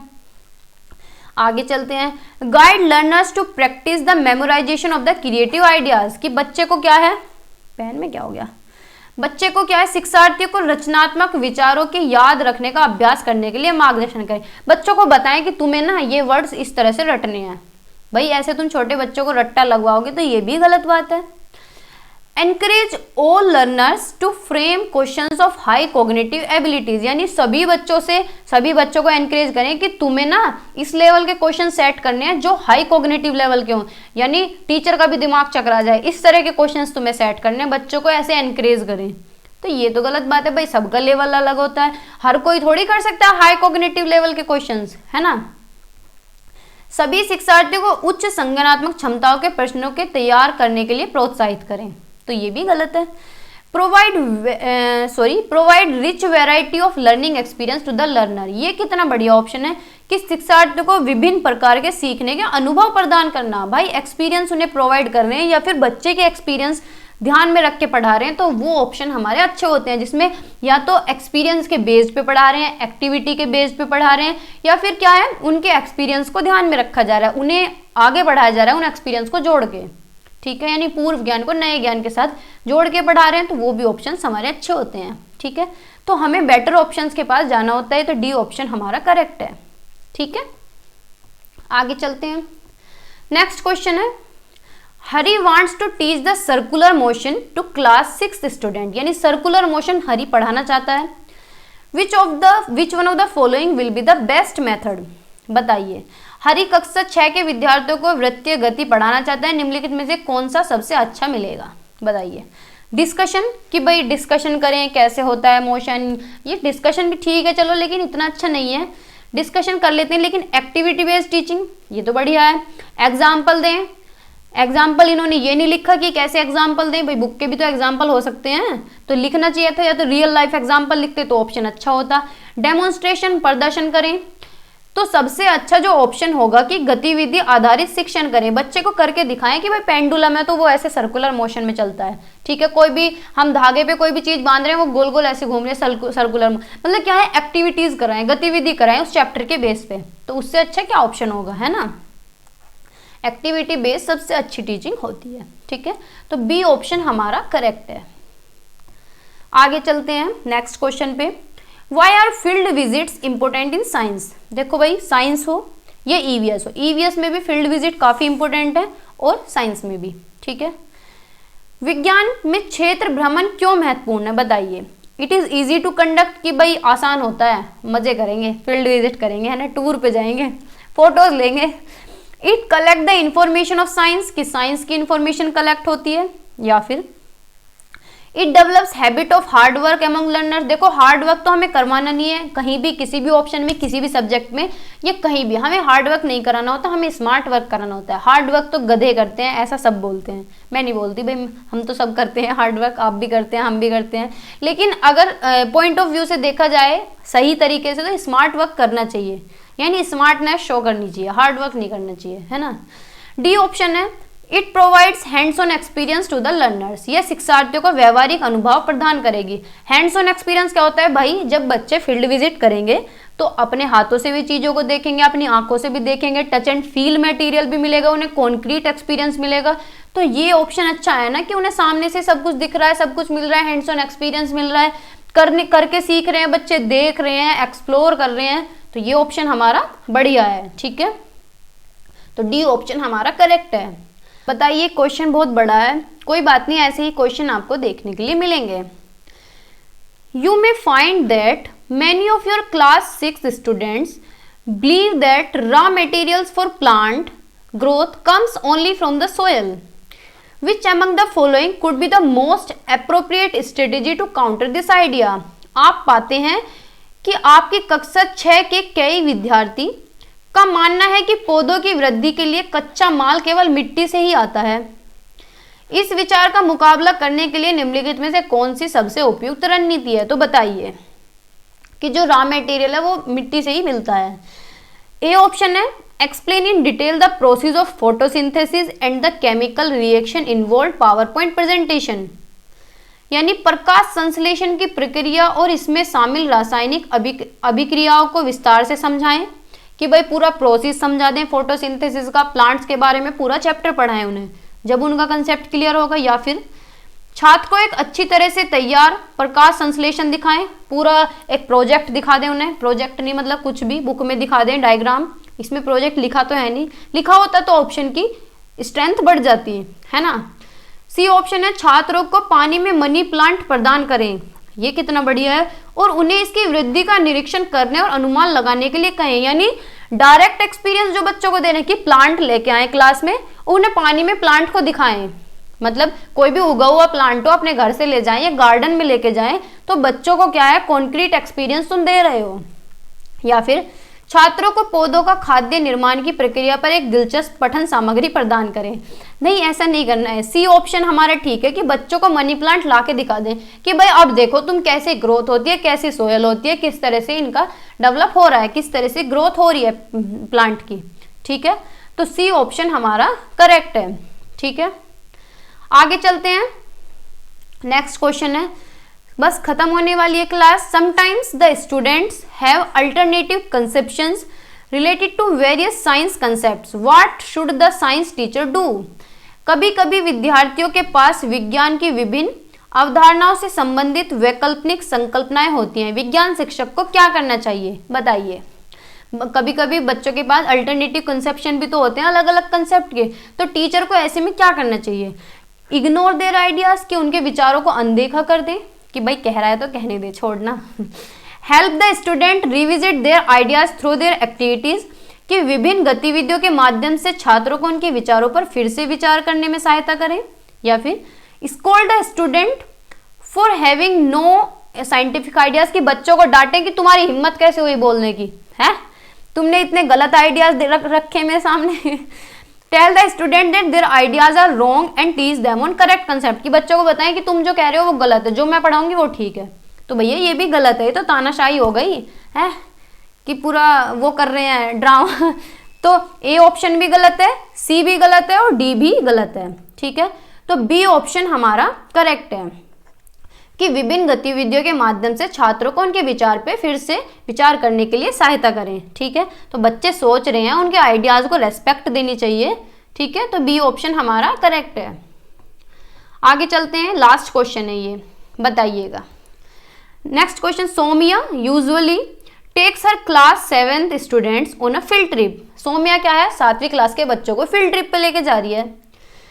विच of the following could be the objectives, निम्नलिखित में से कौन सा उद्देश्य हो सकता है बताइए। ए ऑप्शन है it provide concrete experiences to student, यह छात्रों को ठोस अनुभव प्रदान करता है। कॉन्क्रीट एक्सपीरियंस होते हैं जिन्हें बच्चे देख सकें, जिन्हें छू सकें, जिन्हें फील कर सकें, अपने हाथों से देख सकें। या फिर she can give them assignments and project for formative assessment, कि बच्चों को क्या है रचनात्मक मूल्यांकन के लिए उन्हें असाइनमेंट और प्रोजेक्ट दे सकती हैं। फॉर्मेटिव असेसमेंट यानी साथ के साथ मूल्यांकन हो रहा है, तो ये भी ठीक है भाई। It enhances process skills of students, की छात्रों की प्रक्रिया कौशल को बढ़ाता है। ये भी बात है भाई, फील्ड ट्रिप पे अगर जा रहे हैं तो उनकी प्रोसेस स्किल्स भी बढ़ेगी। It saves her teaching time, कि छात्र टीचर का क्या है पढ़ाने का टाइम बच रहा है। तो भैया ये ऑप्शन तो होगा नहीं, हमें टीचर का टाइम नहीं बचाना है। ठीक है, तो ए ऑप्शन भी अच्छा है कि छात्रों को क्या है कॉन्क्रीट एक्सपीरियंस मिल रहा है। भाई जब फील्ड ट्रिप पे जा रहे हैं तो अपनी आंखों से देख रहे हैं तो कॉन्क्रीट एक्सपीरियंस मिल रहा है। बी ऑप्शन भी ठीक है कि रचनात्मक मूल्यांकन, साथ के साथ मूल्यांकन भी हो रहा है। सी ऑप्शन भी ठीक है कि छात्रों की प्रक्रिया कौशल को बढ़ाता है। ठीक है, तो ए बी सी ऑप्शन हमारा करेक्ट है। ठीक है, तो डी ऑप्शन हमारा करेक्ट हुआ। ठीक है, तो ये होती है आपके साइंस की कंप्लीट मैराथन, कंप्लीट पेडागोजी आज हो गई है। अब हम नेक्स्ट जो मैराथन करेंगे वो हम इंग्लिश की करेंगे, मे बी ईवीएस भी हो सकती है, बाकी आप बता दीजिए कि कौन सी कराऊं, कल कराऊंगी। आज क्लास थोड़ी सी लेट हो गई है क्योंकि रिलेशन में एक डेथ हो गई थी, तो उसकी वजह से क्लास को डिले करना पड़ा। ठीक है, देखो भाई ऐसा भी होता है, घर कुछ भी दिक्कत हो जाए, घर में इस तरह की ट्रेजेडी हो जाती है तो थोड़ा करना पड़ता है डिले, है ना। आप लोग तो समझदार हैं ही। बाकी सेशन को शेयर कर दिया करो, सभी लोग लाइक भी कर दिया करो, सब्सक्राइब जो नए हैं वो कर दिया करो, जो पुराने हैं जिन्होंने नहीं किया है वो भी किया करो, क्योंकि इतने सारे बच्चे हैं जिन्होंने सब्सक्राइब नहीं किया है। क्या जाता है सब्सक्राइब करने में, कर दिया करो, हैं। ठीक है, तो आपको ये सेशन कैसा लगा कमेंट सेक्शन में बताइए। हंसते रहिए, मुस्कुराते रहिए और चैनल पे बने रहिए, मेरे साथ बने रहिए। Bye bye, take care.